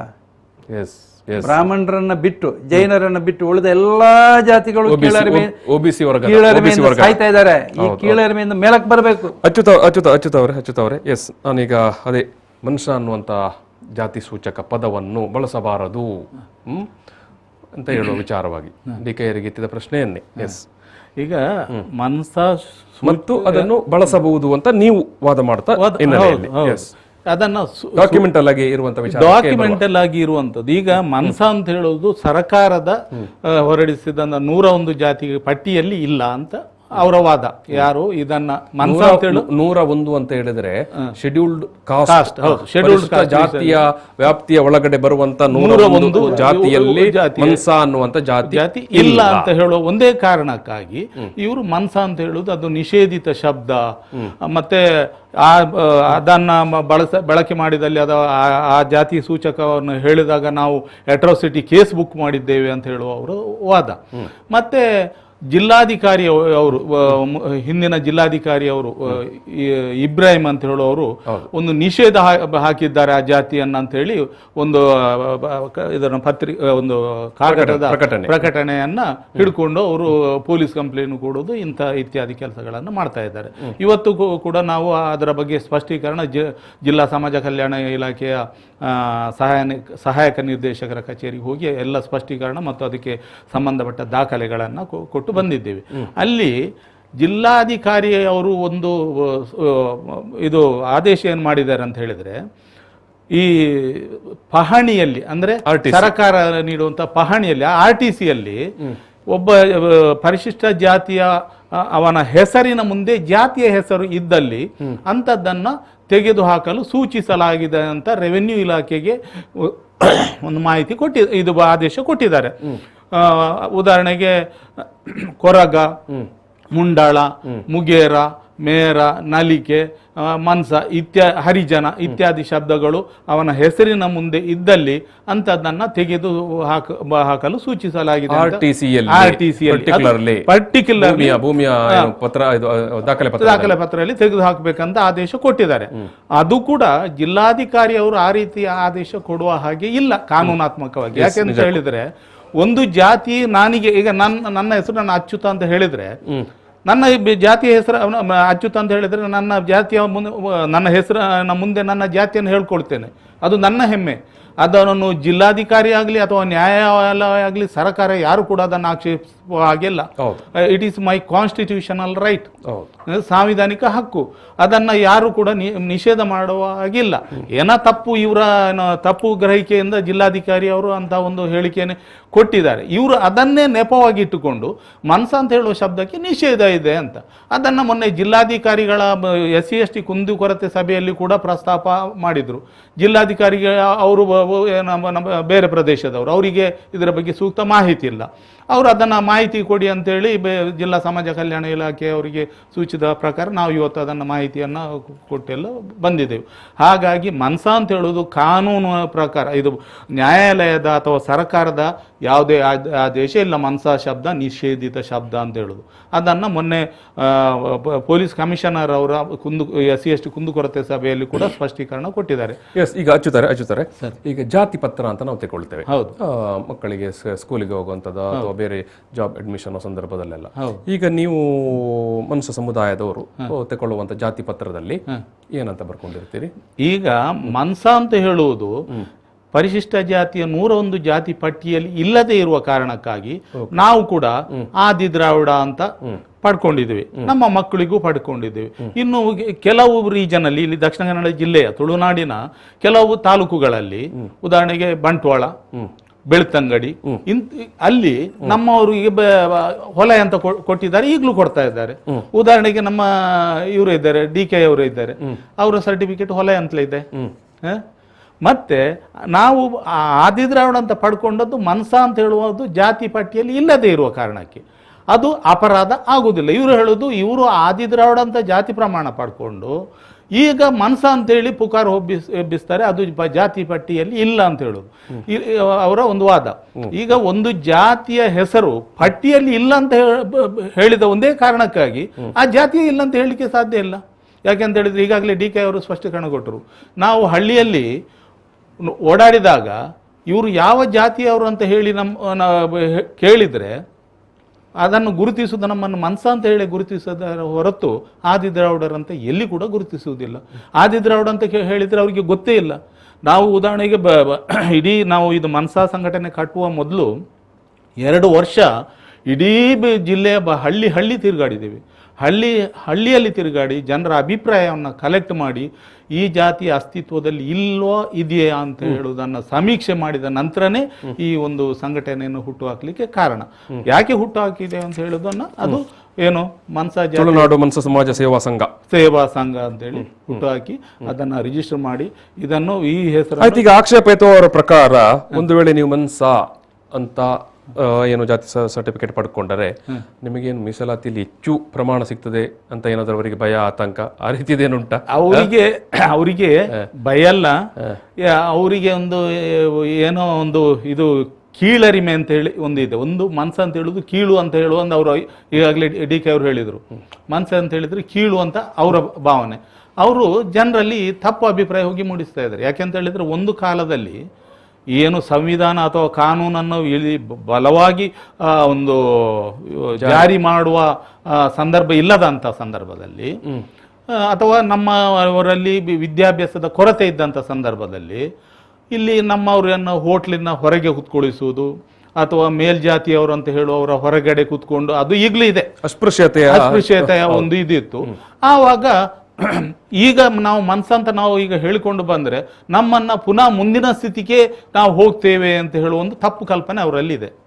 ಅದು ಸಾಧ್ಯನಾ ಅಂತ ಹೇಳುವ ಒಂದು ಅವರಿಗೆ ಅವರು ಪ್ರಶ್ನೆ ಹಾಕೊಳ್ಬೇಕು. ಈಗ ಮೋಸ್ಟ್ ಆಫ್ ಆಲ್ ನಮ್ಮವರು ಸಾಧಾರಣ ಒಂದು ವಿದ್ಯಾಭ್ಯಾಸ ಒಂದು ಏನಿದೆ ಇಲ್ಲಂದ್ರೆ ಒಂದು 10 to 20% ಆದರೂ ವಿದ್ಯಾಭ್ಯಾಸ ಪಡ್ಕೊಂಡಿದ್ದಾರೆ.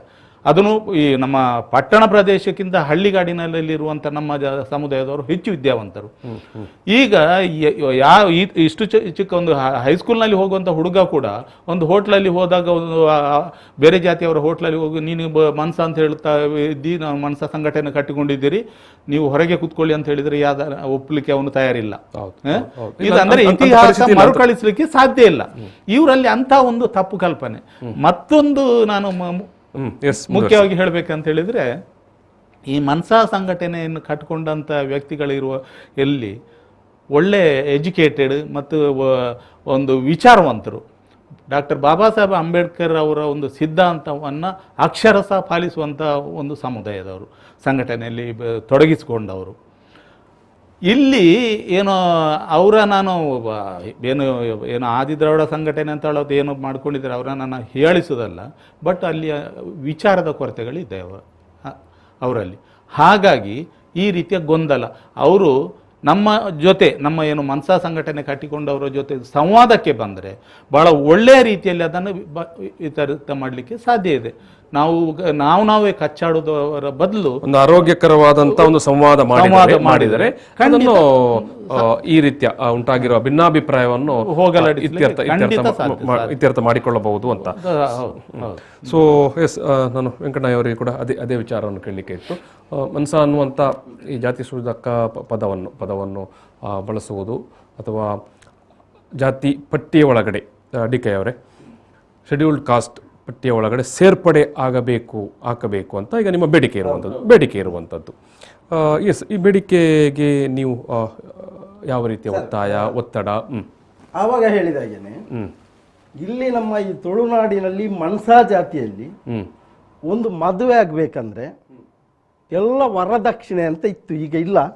ನಮ್ಮಲ್ಲಿ ವಧುದಕ್ಷಿಣೆನೇ ಇರುವುದು ಆವಾಗ್ಲೂ. ವಧುದಕ್ಷಿಣೆ, ವಧುಗೆ ನಾವು ದಕ್ಷಿಣೆ ಕೊಡಬೇಕು. ನಮ್ಮಲ್ಲಿ ಗಂಡಿನ ಕಡೆಯವರು ಹೆಣ್ಣುಮಗಳಿಗೆ ದಕ್ಷಿಣೆ ಕೊಡಬೇಕು. ನಮ್ಮ ಜಾತಿ ಮತ್ತೆ ಗೋತ್ರ, ಜಾತಿ ಇದೆ ಅದರೊಟ್ಟಿಗೆ ಗೋತ್ರ ಇದೆ. ಏನು ಒಳಪಂಗಡ ಅಂತ ಹೇಳ್ತಾರೆ. ಒಳಪಂಗಡ ಅಂದ್ರೆ ಬರಿ. ಆ ಗೋತ್ರಗಳು ಯಾವ ನಮ್ಮ ಆ ಭಾಷೆ ಮೂಲ ಭಾಷೆಯಲ್ಲಿ ಇತ್ತು. ಅಂಗಾಡ್ದೆನ್ನ, ಬಾಕುಡ್ದೆನ್ನ, ಕನ್ನಡದೆನ್ನ ಈಗೆಲ್ಲ ಇತ್ತು. ತುಂಬಾ 16 ಈ ಬರಿಗಳಿತ್ತು, ಗೋತ್ರಗಳಿತ್ತು. ಅದನ್ನ ಇವಾಗೆಲ್ಲ ಕನ್ನಡದಲ್ಲಿ ಮಾಡ್ಕೊಂಡ್ರು. ಇದು AC ಅಂತ ಆಯ್ತು.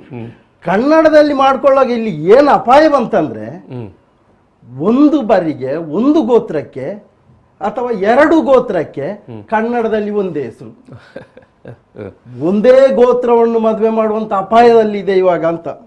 ಹಾಗಾದ್ರೆ ಅದರ ಮೂಲ ಏನು? ಸಂಸ್ಕೃತಿಯನ್ನು ನಾವು ಮರೆತು ಬಿಟ್ಟಿದ್ದೇವೆ, ಆಚಾರವನ್ನು ಮರೆತು ಬಿಟ್ಟಿದ್ದೇವೆ, ಹಿರಿಯರು ನಡ್ಕೊಂಡು ಬಂದಂತ ದಾರಿಯನ್ನು ಬಿಟ್ಟು ಹೋಗ್ತಿದ್ದೇವೆ. ಮುಂದಿನ ಜನಾಂಗ ಹೇಗೆ ಹೋಗ್ಬಹುದು? ನಾನು ಹೇಳುದು ಇವಾಗ ಅದೇ ವಧುದಕ್ಷಿಣೆ, ಅದಲ್ಲದೆ ನಮ್ಮ ಗೋತ್ರಗಳು ಯಾವ ಮೂಲ ಹಿರಿಯರು ಹೇಳುವಂತ ಹೆಸರಲ್ಲಿ ಯಾರು ಕರೀತಾರ ಅದೇ ಇರುವುದು. ಕರೆಯುವುದು ಬೇರೆ ಬೇರೆ ಮಾಡ್ತಾರೆ, ಅದು ಬಿಡಿ. ಕರ್ಕೇರ, ಕೋಟ್ಯಾನ, ಬಂಗೇರ ಅದು ನಮ್ದು ಅಲ್ವೇ ಅಲ್ಲ. ನಮ್ದು ನಾನು ಹೇಳಿದ ರೀತಿ ಈಗ ಆ ರೀತಿಗೆ ಹೋಗಿದೆ. ಆದ್ರೆ ಈ ಬರಿಯನ್ನು ಅನುಸರಿಸಿ ವಧುದಕ್ಷಿಣೆ ಕೊಟ್ಟು ನಮ್ಮ ಸಂಪ್ರದಾಯ ಪ್ರಕಾರ ಎಲ್ಲೆಲ್ಲ ಮದುವೆ ಮುಂಜಿ ಇನ್ನಿತರ ಆಗ್ತದ ಅವರೆಲ್ಲರ ಮನ್ಸರೇ, ಅದು ಬಿಟ್ರೆ ಬೇರೆ ಅಲ್ಲ. ಅವ್ರು ಒಪ್ಕೊಳ್ಳದೆ. ಈಗ ನಿಮ್ಮ ಬೇಡಿಕೆ, ಸರ್ಕಾರದ ಮುಂದೆ ಇರುವಂತ ಬೇಡಿಕೆ ಮನ್ಸ ಅಂತ ಹೇಳೋದು ಹೆಚ್ಚು ಕಡಿಮೆ ನಾವೊಂದು ಓವರಾಲ್ ಒಂದು ಅಧ್ಯಯನ ಮಾಡಿದ ಪ್ರಕಾರ ತುಳುನಾಡಿನ ದಕ್ಷಿಣ ಕನ್ನಡ, ಉಡುಪಿ, ಕಾಸರಗೋಡು, ಚಿಕ್ಕಮಗಳೂರು, ಮಡಿಕೇರಿ, ಹಾಸನ, ಶಿವಮೊಗ್ಗ ಇಷ್ಟು ಜಿಲ್ಲೆಗಳಲ್ಲಿ ನಮ್ಮ ಸಮುದಾಯದ್ದು ಪಸರಿಸಿಕೊಂಡಿದೆ. ಅವರು ಏನು ಕೂಲಿಗೆ ಕೆಲಸಕ್ಕಾಗಿ ಕಾಫಿ ಎಸ್ಟೇಟ್ ಕಾರ್ಮಿಕರಾಗಿ ಬೇರೆ ಬೇರೆ ಬೇರೆ ಬೇರೆ ಜಿಲ್ಲೆಗಳಲ್ಲಿ ಮೂಲತಃವಾಗಿ ಈ ತುಳುನಾಡಿನಲ್ಲಿ ಇದ್ದವರು. ನೀವು ಹೇಳಿದ ಕಾಸರಗೋಡು, ದಕ್ಷಿಣ ಕನ್ನಡ, ಉಡುಪಿ. ಹೌದು, ಹಳೆ ಕಾಲ ತುಳುನಾಡು ಅಂತ ತುಳುನಾಡು ಅಂತ ಹೇಳಿ ಅವಿಭಜಿತ ತುಳುನಾಡಿನಲ್ಲಿ ಇದ್ದವರು ಎಲ್ಲ ಮೈಗ್ರೇಷನ್ ಆಗಿ ಹೋಗಿ ಈಗ ಬೇರೆ ಬೇರೆ ಕಡೆ ಕೂಡ ಇದ್ದಾರೆ. ಈಗ ಸರ್ಕಾರಕ್ಕೆ ನಿಮ್ಮ ಬೇಡಿಕೆ? ನಮ್ಮ ಬೇಡಿಕೆ ಅಂದ್ರೆ ಇಷ್ಟು ವರ್ಷದಿಂದ ನೀವು ಮಾಡಿಕೊಂಡು ಬಂದಿರುವಂತ, ಹೌದು, ಇಷ್ಟು ವರ್ಷದಿಂದ ನಾವು ಕುಮಾರಸ್ವಾಮಿ ಸರ್ಕಾರ ಇರುವಾಗಲೂ ನಾವು ಮನವಿ ಸಲ್ಲಿಸಿದ್ದೇವೆ. ಈ ನಮ್ಮ ಮನ್ಸಾ ಜಾತಿಯ ಬಗ್ಗೆ ಒಂದು ಅಧ್ಯಯನ ಮಾಡಬೇಕು, ಕುಲಶಾಸ್ತ್ರೀಯ ಅಧ್ಯಯನ ಮಾಡಬೇಕು, ಇದನ್ನ ಜಾತಿ ಪಟ್ಟಿಯಲ್ಲಿ ಸೇರಿಸಲಿಕ್ಕೆ ಕೇಂದ್ರ ಸರ್ಕಾರಕ್ಕೆ ಇದು ಶಿಫಾರಸು ಮಾಡಬೇಕು ಅಂತ ಹೇಳಿದ್ದೇವೆ. ಬಟ್ ಅಲ್ಲಿಂದ ಏನು ಇದಾಗಲಿಲ್ಲ. ಆಮೇಲೆ ಬಿಜೆಪಿ ಸರ್ಕಾರ ಬಂದಾಗಲೂ ನಾವು ಮನವಿ ಮಾಡಿದ್ದೇವೆ. ಆಮೇಲೆ ಇಲ್ಲಿ SC/ST ಪಾರ್ಲಿಮೆಂಟ್ ಕಮಿಟಿ ಅಂತ ಹೇಳಿ ಮಂಗಳೂರು ಜಿಲ್ಲಾಧಿಕಾರಿಯ ಕಚೇರಿಗೆ ಬಂದಾಗಲೂ ನಾವು ಮನವಿ ಮಾಡಿದ್ದೇವೆ. ಆ ನಂತರ ನ್ಯಾಷನಲ್ ಕಮಿಷನ್ ಫಾರ್ SC/ST ಅವರಿಗೂ ನಾವು ಮನವಿ ಮಾಡಿದ್ದೇವೆ. ಎಲ್ಲ ಡೀಟೇಲ್ಸ್ ಕಡಿತೇವೆ ವಿತ್ ಡಾಕ್ಯುಮೆಂಟ್ಸ್. ಮನ್ಸಾ ಅಂತ ಹೇಳೋದ ಇದಕ್ಕೆ ಏನೆಲ್ಲ ದಾಖಲೆಗಳಿದ್ದಾವೆ ಅದನ್ನು ಎಲ್ಲ ಕೂಡ ಅದರಲ್ಲಿ ದೊಡ್ಡ ದೊಡ್ಡ ವಿದ್ವಾಂಸರು ಇದರ ಬಗ್ಗೆ ಅಧ್ಯಯನ ಮಾಡಿದ್ದಾರೆ. ಆಮೇಲೆ ಇದು ಪರಿಶಿಷ್ಟ ಜಾತಿಯಲ್ಲಿ ಪಟ್ಟಿಯಲ್ಲಿ ಮಾತ್ರ ಇಲ್ಲ ಅಂತ ಹೇಳಬೇಕು. ಬುಡಕಟ್ಟುಗಳ ಜನಾಂಗದ ಒಂದು ಬ್ಯಾಕ್ವರ್ಡ್ ಕಮಿಷನ್ ಅವರು 1979ರಲ್ಲಿ ಒಂದು LG ಹಾವನೂರು ವರದಿಯಲ್ಲಿ ಹಾವನೂರು ವರದಿಯಲ್ಲಿ ನ್ಯೂಮ್ಯಾಡಿಕ್ ಕಾಸ್ಟ್ ಲಿಸ್ಟ್ ಅಂದ್ರೆ ಬಿಟ್ಟು ಹೋದ ಜಾತಿಗಳ ಪಟ್ಟಿ ಅಂತ ಒಂದು ಸಪರೇಟ್ ಮಾಡಿದ್ದಾರೆ. ಅದರಲ್ಲಿ ಮನ್ಸಾ ಇದೆ, ಬಿಟ್ಟು ಹೋದ ಜಾತಿಗಳ ಪಟ್ಟಿ ಮನ್ಸಾ ಇದೆ. ಈಗಾಗಲೇ ಇವರು DK ಅವರು ಕೂಡ ಹೇಳಿದ್ರು. ಅಂದ್ರೆ ಇದು ಮನ್ಸಾ ಅಂತ ಹೇಳೋದು ಡೆಲಿಬರೇಟ್ಲಿ ಇಟ್ ವಾಸ್ ಲೆಫ್ಟ್ ಅಂತ ನಮ್ಮ ಅನುಭವ. ಉದ್ದೇಶಪೂರ್ವಕವಾಗಿ ಕೈ ಬಿಡಲಾಗಿದೆ ಅಂತ. ಈಗ ಇರುವಂತ ಒಂದು ಪರಿಶಿಷ್ಟ ಜಾತಿಯ ಏನು ಲಿಸ್ಟ್ ಇದೆ, ಪಟ್ಟಿ ಇದೆ, ಅದು ಸರಿಯಾಗಿಲ್ಲ. ಅದೊಂದು ಮಾನವ ಶಾಸ್ತ್ರೀಯ ಅಧ್ಯಯನ ಪ್ರಕಾರ ಆಗಿಲ್ಲ. ಇಲ್ಲಿ ಬೇರೆ ಬೇರೆ ಜಾತಿಗಳು ಬೇರೆ ಬೇರೆ ರೀಜನ್ ಅಲ್ಲಿ ಬೇರೆ ಬೇರೆ ಹೆಸರಲ್ಲಿ ಜಾತಿ ಪ್ರಮಾಣ ಪಡ್ಕೊಳ್ತಾ ಇದೆ. ಉದಾಹರಣೆಗೆ ನಮ್ಮ ಮನ್ಸಾ ಜಾತಿಯವರೇ ಚಿಕ್ಕಮಗಳೂರು ಜಿಲ್ಲೆಯಲ್ಲಿ ಕೆಲವರು ಆದಿ ಕರ್ನಾಟಕ ಅಂತ ಪಡ್ಕೊಳ್ತಾ ಇದ್ದಾರೆ, ಹಸಳರು ಅಂತ ಪಡ್ಕೊಳ್ತಾ ಇದ್ದಾರೆ. ಈ ಕಾರಣಕ್ಕಾಗಿ ಇದು ಮನ್ಸಾ ಅಂತ ಹೇಳೋದು ಜಾತಿ ಪಟ್ಟಿಯಲ್ಲಿ ಸೇರ್ಬೇಕು. ಮತ್ತೊಂದು ಆದಿ ದ್ರಾವಿಡ ಅಂತ ಒಂದು ಜಾತಿ ಪ್ರಮಾಣ ಪಡ್ಕೊಳ್ಳುವವರು ನಾವು ಮಾತ್ರ ಅಲ್ಲ, ಇಲ್ಲಿ ಮುಂಡಾಳ ಸಮುದಾಯದವರು ಕೂಡ ಇಲ್ಲಿ ಆದಿ ದ್ರಾವಿಡ ಅಂತ ಇದು ಜಾತಿ ಪ್ರಮಾಣ ಪತ್ರ ಪಡ್ಕೊಳ್ತಾ ಇದ್ದಾರೆ. ಈಗ ಉಡುಪಿ ಜಿಲ್ಲೆಗೆ ಹೋದ್ರೆ ಉಡುಪಿಯಿಂದ ಆಚೆ ಎಲ್ಲ ಪರಿಶಿಷ್ಟ ಜಾತಿಯಲ್ಲಿರುವಂಥ ಈ ಮುಂಡಾಳ ಸಮುದಾಯವರು ಎಲ್ಲರೂ ಕೂಡ ಇಲ್ಲಿ ಆದಿ ದ್ರಾವಿಡ ಅಂತ ಜಾತಿ ಪ್ರಮಾಣ ಪಡ್ಕೊಳ್ತಾ ಇದ್ದಾರೆ. ಹಾಗೇನೆ ನಮ್ಮ ನೀವು ಹೇಳುವಂಥದ್ದು ಆದಿ ದ್ರಾವಿಡ ಅಂತ ಒಂದು ಜಾತಿಯ ವ್ಯಾಪ್ತಿ ಒಳಗಡೆ ಒಂದಕ್ಕಿಂತ ಹೆಚ್ಚು ಜಾತಿಯವರು ಜಾತಿ ಪ್ರಮಾಣ ಪತ್ರ ಪಡ್ಕೊಳ್ತಾ ಇದ್ದಾರೆ. ಒಂದು ಇದು ಹೇಳೋದಾದ್ರೆ ಆದಿ ದ್ರಾವಿಡ ಅಂತ ಹೇಳುದು ಒಂದು ಜಾತಿ ಅಲ್ಲ, ಅದು ಬೇರೆ ಬೇರೆ ಜಾತಿಗಳ ಒಂದು ಗುಂಪು. ಅದರೊಳಗೆ ಇರುವಂತದ್ದು ಎಲ್ಲ ಈಗ ಇಲ್ಲಿ ಮನ್ಸಾ ಆಗಿರ್ಬೋದು, ಹೊಲಯ, ಮಾದಿಗ, ಚಾಂಡಲ, ಕೊರಮ, ಕೊರ್ರಚ, ಇದು ಎಲ್ಲಗಳು ಉಪಜಾತಿಗಳು ಅದು ಆದಿ ದ್ರಾವಿಡದ ಒಳಗೆ ಬರ್ತದೆ. ಇದು ಅವೈಜ್ಞಾನಿಕವಾಗಿ ಒಂದು ಜಾತಿ ಪಟ್ಟಿ ತಯಾರಾಗಿರುವುದರಿಂದ ಆದಿ ದ್ರಾವಿಡ, ಆದಿ ಕರ್ನಾಟಕ, ಆದಿ ಆಂಧ್ರ ಅಂತ ಹೇಳುದು ಒಂದು ಜಾತಿ ಪಟ್ಟಿಯಲ್ಲಿ ಸೇರ್ಕೊಂಡು ಬಿಟ್ಟಿದೆ. ಅದನ್ನೇ ಇದು ಮಾಡಿ ಆದಿ ದ್ರಾವಿಡ ಅಂತ ಹೇಳಿ ನಮಗೆ ಜಾತಿ ಪ್ರಮಾಣ. ಅದನ್ನು ನಾನು ಹೇಳೋದಾದ್ರೆ ಇಲ್ಲಿ ದಕ್ಷಿಣ ಕನ್ನಡ ಜಿಲ್ಲೆಯಲ್ಲಿ ಅಥವಾ ತುಳುನಾಡಿನಲ್ಲಿ ಆದಿ ದ್ರಾವಿಡ ಜಾತಿ ಪ್ರಮಾಣ ಕೊಡ್ಲಿಕ್ಕೆ ಆರಂಭ ಆದದ್ದೇ 1971 ನಂತರ. ಯಾಕೆ ಅಂತ ಹೇಳಿದ್ರೆ 1971 ಮೊದಲು ಇಲ್ಲಿ ನಮ್ಮ ಪಟ್ಟಣ ಪ್ರದೇಶದಲ್ಲಿರುವಂತ ನಮ್ಮ ಜಾತಿಯವರಿಗೆ ಜಾತಿ ಪ್ರಮಾಣ ಪತ್ರ ಸಿಗ್ತಾ ಇದ್ದದ್ದು ತೋಟಿ ಅಂತ ಹೇಳುವ ಹೆಸರಲ್ಲಿ. ಯಾಕೆ ಅಂತ ಹೇಳಿದ್ರೆ ಅವ್ರು ಮಾಡುವಂತ ಕೆಲಸ ಜಾಡಮಾಲಿ ಕೆಲಸ ನಮ್ಮವರು ಮಾಡ್ತಾ ಇದ್ರು. ಜೀವನದ ಒಂದು ಇದಕ್ಕಾಗಿ ಇಲ್ಲಿ ಜಾಡಮಾಲಿ ಅಂತ ಮಾಡ್ತಾ ಇದ್ರು. ಅವರನ್ನ ತೋಟಿ ಅಂತ ಏನೋ ಬೇರೆ ಜಾತಿಯವರು ಸಂಬೋಧಿಸಿದಾಗ ಅದೇ ಜಾತಿಯಾಗಿ ಕನ್ವರ್ಟ್ ಆಯಿತು. ಅದು ಜಾತಿ ಪಟ್ಟಿಯಲ್ಲಿ ಈಗ 101 ಜಾತಿಯ ಪಟ್ಟಿಯ ಹೆಸರಲ್ಲಿ ಅದು ತೋಟಿ ಕೂಡ ಸೇರ್ಕೊಂಡು ಬಿಟ್ಟಿತು. ಇದು ಏನಾಯ್ತು ಅಂತ ಹೇಳಿದ್ರೆ ಇಲ್ಲಿ ಪರಿಶಿಷ್ಟ ಜಾತಿಯಲ್ಲಿರುವ ಇತರ ಮುಂಡಾಳ ಆಗಿರ್ಬೋದು, ಮುಗೇರ, ನಲಿಕೆ ಅಥವಾ ಪರವ, ಪಂಬದ ಇಂಥ ಜಾತಿಯವರು ಕೂಡ ಮಂಗಳೂರಿನಲ್ಲಿರುವ ನಮ್ಮ ಜಾತಿಯನ್ನು ತೋಟಿ ಅಂತಲೇ ಗುರುತಿಸ್ತಾ ಇದ್ರು. ಇದು ಮಂಗಳೂರಿನಲ್ಲಿರುವಂಥ ನಮ್ಮ ಜಾತಿಯವರಿಗೆ ಅವಮಾನ ಅಂತ ಆಯ್ತು, ಹ್ಯುಮಿಲೇಷನ್ ಆಯ್ತು. ಆವಾಗ ಇವರು ಏನ್ ಮಾಡಿದ್ರು, ಆವಾಗ ನಮ್ಮ ಸಮುದಾಯದವರೇ PD ಬಂಗೇರ್ ಅಂತ ಹೇಳುವವರು ಸುಳ್ಯ ಕ್ಷೇತ್ರದಿಂದ MLA ಆಗಿ 1971-75 ಅವಧಿಯಲ್ಲಿ ಶಾಸಕರಾಗಿ ಆಯ್ಕೆಯಾದರು. ಅವರ ನೇತೃತ್ವದಲ್ಲಿ ಜಿಲ್ಲಾಧಿಕಾರಿಯನ್ನೇ ಭೇಟಿಯಾಗಿ ಒಂದು ಮನವಿ ಕೊಟ್ಟರು, ನಮ್ಮನ್ನು ಇಲ್ಲಿ ತೋಟಿ ಅಂತ ಹೇಳಿ ಜಾತಿ ಪ್ರಮಾಣ ಪತ್ರ ಕೊಡ್ತಾ ಇದ್ದಾರೆ, ಹಾಗಾಗಿ ಅದು ನಮಗೆ ಅವಮಾನ ಆಗ್ತದೆ, ಇನ್ನು ಮುಂದೆ ನಮಗೆ ಆದಿದ್ರಾವಿಡಂತೆ ಜಾತಿ ಪ್ರಮಾಣ ಪತ್ರ ಕೊಡಬೇಕು ಅಂತೇಳಿ ಮನವಿ ಮಾಡಿದರು. ಆ ಪ್ರಕಾರ ಜಿಲ್ಲಾಧಿಕಾರಿ ಅವರು ಆಯ್ತಪ್ಪ ನಿಮ್ಗೆ ಯಾವ್ದು ಬೇಕು ಅದು ತೆಕ್ಕೊಳ್ಳಿ ಅಂತ ಹೇಳಿದ್ದಾರೆ. ಅದನ್ನು ನಾನು ಈ ಆದಿದ್ರಾವಿಡ ಸಂಘಟನೆಯ ಸ್ಥಾಪಕ ಅಧ್ಯಕ್ಷರಂತ ಕಾಂತಪ್ಪ ಪಾಂಡೇಶ್ವರ್ ಅಂತವರು ಅಂತ ಹೇಳುವವರು, ಅವರು ಈಗ ಇಲ್ಲ, ಅವರು ನನ್ನ ಮಾವ, ಅವರೇ ಹೇಳಿದ್ದಾರೆ ಈ ರೀತಿ ಆದಿದ್ರಾವಿಡ ಜಾತಿ ಪ್ರಮಾಣ ಪಡ್ಕೊಳ್ಬೇಕು ಅಂತ ಹೇಳಿ. ಅದು ನಮ್ಮ ಹಳ್ಳಿಗೆ ಕೂಡ ವ್ಯಾಪಿಸಿತು. ನಾವು ಕೂಡ ನಾನು ಉದಾಹರಣೆಗೆ ನಾನು ಹೈಸ್ಕೂಲ್ನಲ್ಲಿ ಇರುವಾಗ ನನಗೆ ಹೊಲೆ ಅಂತ ಸರ್ಟಿಫಿಕೇಟ್ ಪಡ್ಕೊಂಡಿದ್ದೀವಿ. ಯಾಕೆಂತ ಹೇಳಿದ್ರೆ ನಮಗೆ ಅಲ್ಲಿ ಮೂಲ ಜಾತಿ ಅಂತ ಹೇಳ್ಕೊಳ್ಳಿಕ್ಕೆ ನಮಗೆ ನಾವು ಕೂಡ ಏನು ಕಾಫಿ ಎಸ್ಟೇಟ್ನಲ್ಲಿ ಇದ್ದವರು ಇಲ್ಲಿ ಬಂದು ನೆಲೆಸಿದ್ದೇವೆ. ಇಲ್ಲಿ ಬಂದಾಗ ನಮಗೆ ಅಲ್ಲಿ ನಮ್ಮನ್ನು ಬೇರೆ ಜಾತಿಯಿಂದ ಗುರುತಿಸ್ತಾ ಇದ್ದರು. ಇಲ್ಲಿ ಬಂದಾಗ ಇಲ್ಲಿ ಯಾವುದು ಜಾತಿ ಅಂತ ಕೇಳಿದರೆ ನಮ್ಮ ತಂದೆಯವರಿಗೆ ವಿದ್ಯಾಭ್ಯಾಸ ಇರಲಿಲ್ಲ, ಅವರಿಗೆ ಗೊತ್ತಿಲ್ಲ. ಆವಾಗ ಏನು ಇಲ್ಲಿ ಶಾಲೆಯ ಮಾಸ್ಟರ್ಗಳು ಅಥವಾ ಏನು ವಿಲೇಜ್ ಅಕೌಂಟೆಂಟ್ಗಳು ಅವರಿಗೆ ಖುಷಿ ಬಂದ ಜಾತಿಯನ್ನು ಹೇಳಿದರು. ಹಾಗೆ ಹೊಲ ಅಂತ ಜಾತಿ ಪ್ರಮಾಣ ಪತ್ರ ಪಡ್ಕೊಂಡಿದ್ವಿ. ಅದು ಕಾಲೇಜಿಗೆ ಹೋಗುವಾಗ ಇವರು ಇಲ್ಲಿ ಮಂಗಳೂರಿನಲ್ಲಿ ಆದಿದ್ರಾವಿಡ ಅಂತ ಪಡ್ಕೊಂಡ್ರು, ಅದು ಅವರಿಂದ ಪ್ರಚಾರ ಆಯಿತು, ನಮಗೆ ಕೂಡ ಆದಿದ್ರಾವಿಡ ಅಂತ ಪಡ್ಕೊಂಡಿವಿ ಜಾತಿ ಪ್ರಮಾಣ ಪತ್ರ. ಹಾಗಾಗಿ ಅದು ಏನು ಅಪರಾಧ ಆಗುದಿಲ್ಲ.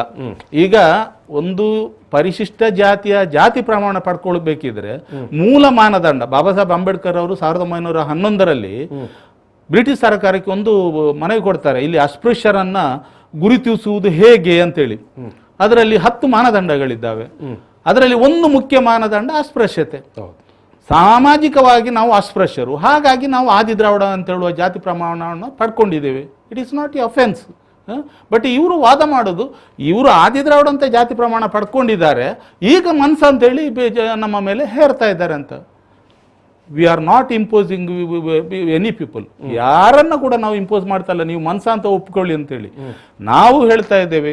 ಮನ್ಸ ಅಂತ ಹೇಳುವುದು ಈ ನೆಲದ ಮೂಲ ಜಾತಿ, ಅದನ್ನ ಜಾತಿ ಪಟ್ಟಿಯಲ್ಲಿ ಸೇರಿಸುವ ಮುಖಾಂತರ ಮುಂದಿನ ಜನಾಂಗಕ್ಕೆ ಒಂದು ಒಳ್ಳೆಯ ದಾರಿದೀಪ ಆಗಲಿ. ಯಾಕೆಂತ ಹೇಳಿದರೆ ಇನ್ನೂ ಕೆಲವು ವರ್ಷಗಳವರೆಗೆ, ಐ ಥಿಂಕ್ ಇನ್ನೂ ಒಂದು ಸೆಂಚುರಿ, ಒಂದು ಶತಮಾನದವರೆಗೆ ಮೀಸಲಾತಿ ಬೇಕಂತ ಅನ್ನಿಸ್ತಾ ಇದೆ ನಮಗೆ.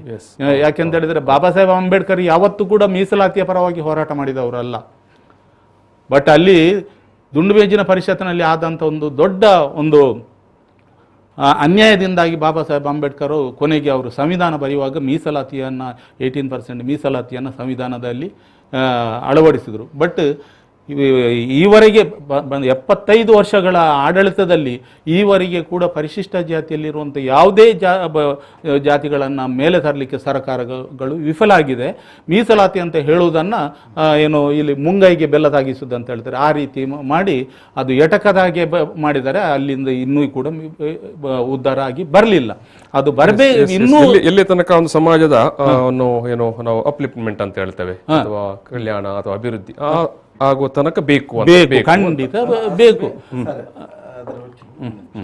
ಅದರೊಟ್ಟಿಗೆ ಏನಂದ್ರೆ ಈಗ ಯಾಕೆ ಇನ್ನೂ ಬೇಕು ಈ ಜಾತಿ ಯಾಕೆ ಬೇಕಂದ್ರೆ, ನಮ್ಮ ಜಾತಿಯಲ್ಲಿ ಭಾರಿ ದೊಡ್ಡ IAS ಆಫೀಸರ್ಗಳಿಲ್ಲ, ದೊಡ್ಡ ದೊಡ್ಡ ರಾಜಕೀಯದಲ್ಲಿ ಇಲ್ಲ, ಯಾರಿಲ್ಲ. ಯಾಕೆ ಇಲ್ಲ ಅಂದ್ರೆ ಇಲ್ಲಿ ನಮ್ಮ ಜಾತಿ ಬಿಟ್ಟು ಹೋಗಿದೆ ಅಲ್ಲ, ಜಾತಿ ಬಿಟ್ಟು ಹೋಗಿದೆ ಜಾತಿ ಪಟ್ಟಿಯಲ್ಲಿ. ನಾವು ಹೇಳೋದು ನಮ್ಮನ್ನು ದಯವಿಟ್ಟು ಜಾತಿ ಪಟ್ಟಿಗೆ ಸರ್ಕಾರ ಸೇರಿಸ್ಕೊಳ್ಬೇಕು. ನಮಗೆ ನಮ್ಮ ಸಮುದಾಯಕ್ಕೆ ಈವರೆಗೆ ಏನೆಲ್ಲ ತೊಂದರೆ ಆಗಿದೆ ಅದಕ್ಕೆ ವಿಶೇಷವಾದಂಥ ಪ್ಯಾಕೇಜನ್ನು ಸರ್ಕಾರದಿಂದ ಕೊಟ್ಟು ನಮ್ಮನ್ನು ಕೂಡ ಸಮಾಜದ ಮುಖ್ಯವಾಹಿನಿಗೆ ತರುವಲ್ಲಿ ಕಾರ್ಯಗತ ಕೆಲಸವನ್ನು ಮಾಡಬೇಕು ಅಂತ ನಮ್ಮೊಂದು ಅಲ್ಟಿಮೇಟ್ ಬೇಡಿಕೆ. ಮನ್ಸ ಅಂತಲೇ ಗುರುತಿಸಿ, ಮನ್ಸ ಅನ್ನುವಂಥ ಪದನಾಮದಿಂದಲೇ ನಮ್ಮ ಜಾತಿಗೆ ಏನು ಜಾತಿ ಪ್ರಮಾಣ ಪತ್ರವನ್ನು ಕೊಡುವಂತಾಗಬೇಕು. ಮತ್ತು ಅದನ್ನು ಏನು ಮನ್ಸ ಅನ್ನುವಂಥ ಜಾತಿಯ ಆ ಪದ ಸೂಚಿಕೆಯನ್ನು ಶೆಡ್ಯೂಲ್ಡ್ ಕಾಸ್ಟ್ ಏನು ಪರಿಶಿಷ್ಟ ಜಾತಿ ಪಂಗಡ ಏನೋ ಆ ಪಟ್ಟಿ ಇದೆ, ಆ ಪಟ್ಟಿ ಒಳಗಡೆ ಸೇರಿಸಬೇಕು ಅಂತ. SC ಲಿಸ್ಟ್ ಉಂಟಲ್ಲ ಅದು ಪರಿಷ್ಕರಣೆ ಆಗಲೇಬೇಕು, ಪರಿಷ್ಕರಣೆ ಆಗಬೇಕು, ಪರಿಷ್ಕರಣೆ ಆಗಬೇಕು. ಅಂದ್ರೆ ಈಗ ಇರುವಂತ ಏನು ಅದು ಅವೈಜ್ಞಾನಿಕವಾದ ಒಂದು SC ಲಿಸ್ಟ್, ಪರಿಶಿಷ್ಟ ಜಾತಿಯ ಪಟ್ಟಿ ಅವೈಜ್ಞಾನಿಕವಾಗಿದೆ.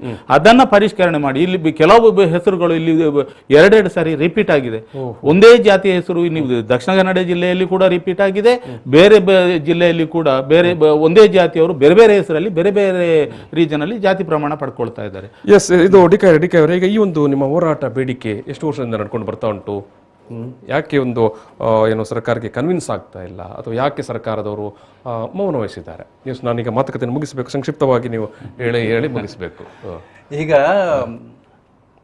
ಈ ಹೋರಾಟ ಎಷ್ಟು ಸಮಯದಿಂದ ನಡೀತಾ ಉಂಟು, ಪರ್ಟಿಕ್ಯುಲರ್ಲಿ ಮನ್ಸ 25 ವರ್ಷಗಳಿಂದ ನಾವು ಇದರ ಬಗ್ಗೆ ಹೋರಾಟವನ್ನು ಮಾಡ್ತಾ ಬಂದಿದ್ದೀವಿ. ಸಮಾಜದಲ್ಲಿ ಒಂದು ಸಾಮಾಜಿಕ ವರ್ಗೀಕರಣ ಇದೆ. ಸಾಮಾಜಿಕ ವರ್ಗೀಕರಣವನ್ನ ಆಡಳಿತಾತ್ಮಕವಾಗಿ ಹಾಗೆ ಗುರುತಿಸಬೇಕಲ್ವಾ? ಹೌದು. ಆಡಳಿತವಾಗಿ ಸಾಮಾಜಿಕ ವರ್ಗೀಕರಣ ಹೇಗೆ ಗುರುತಿಸಿದ್ದಾರೆ ಅಂತಂದ್ರೆ, ಒಂದು ಕಡೆಯಿಂದ ಶೆಡ್ಯೂಲ್ಡ್ ಕಾಸ್ಟ್, ಶೆಡ್ಯೂಲ್ಡ್ ಟ್ರೈಬ್ ಅಂತ, ಇನ್ನೊಂದು ಕಡೆ OBC ಅವರಿಗೆ.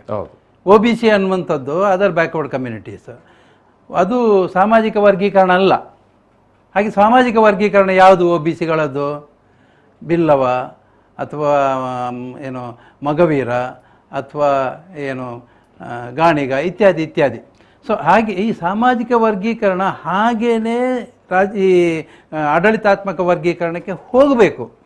ನಮ್ಮಲ್ಲಿ ಸಾಮಾಜಿಕ ವರ್ಗೀಕರಣ ಮನ್ಸ ಅಂತ ಇದೆ. ಆ ಸಾಮಾಜಿಕ ವರ್ಗೀಕರಣ ಆಡಳಿತಾತ್ಮಕ ವರ್ಗೀಕರಣ ಶೆಡ್ಯೂಲ್ ಕಾಸ್ಟ್ ಲಿಸ್ಟ್ ಏನಿದೆ ಅಲ್ಲಿಗೆ ಹೋಗುವಾಗ ಮನಸ್ಸು ಅಂತಲೇ ಹೋಗಬೇಕಾಗಿತ್ತು. ಅಲ್ಲಿ ಏನಾಗಿದೆ, ಲೋಪ ಆಗಿದೆ. ಅದನ್ನು ಈಗ ನಾವು ಹೇಳ್ಕೊಂಡು ಬಂದಿದ್ವಿ.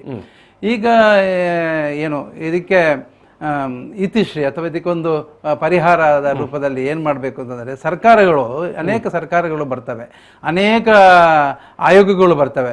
ಈ ಎಲ್ಲ ಆಯೋಗಗಳು ಕೂಡ ಈ ಶೆಡ್ಯೂಲ್ ಕಾಸ್ಟ್ ಜನಾಂಗಗಳ ಬಗ್ಗೆ, ಜಾತಿಗಳ ಬಗ್ಗೆ ಸರಿಯಾದಂಥ ಧೋರಣೆಯನ್ನು ಬೆಳೆಸಿಕೊಂಡಿಲ್ಲ, ರೂಢಿಸಿಕೊಂಡಿಲ್ಲ. ಅದಕ್ಕೆ ಸಿಗಬೇಕಾದ ಸವಲತ್ತನ್ನು ಕೊಡುವಲ್ಲಿ ವಿಫಲವಾಗಿವೆ.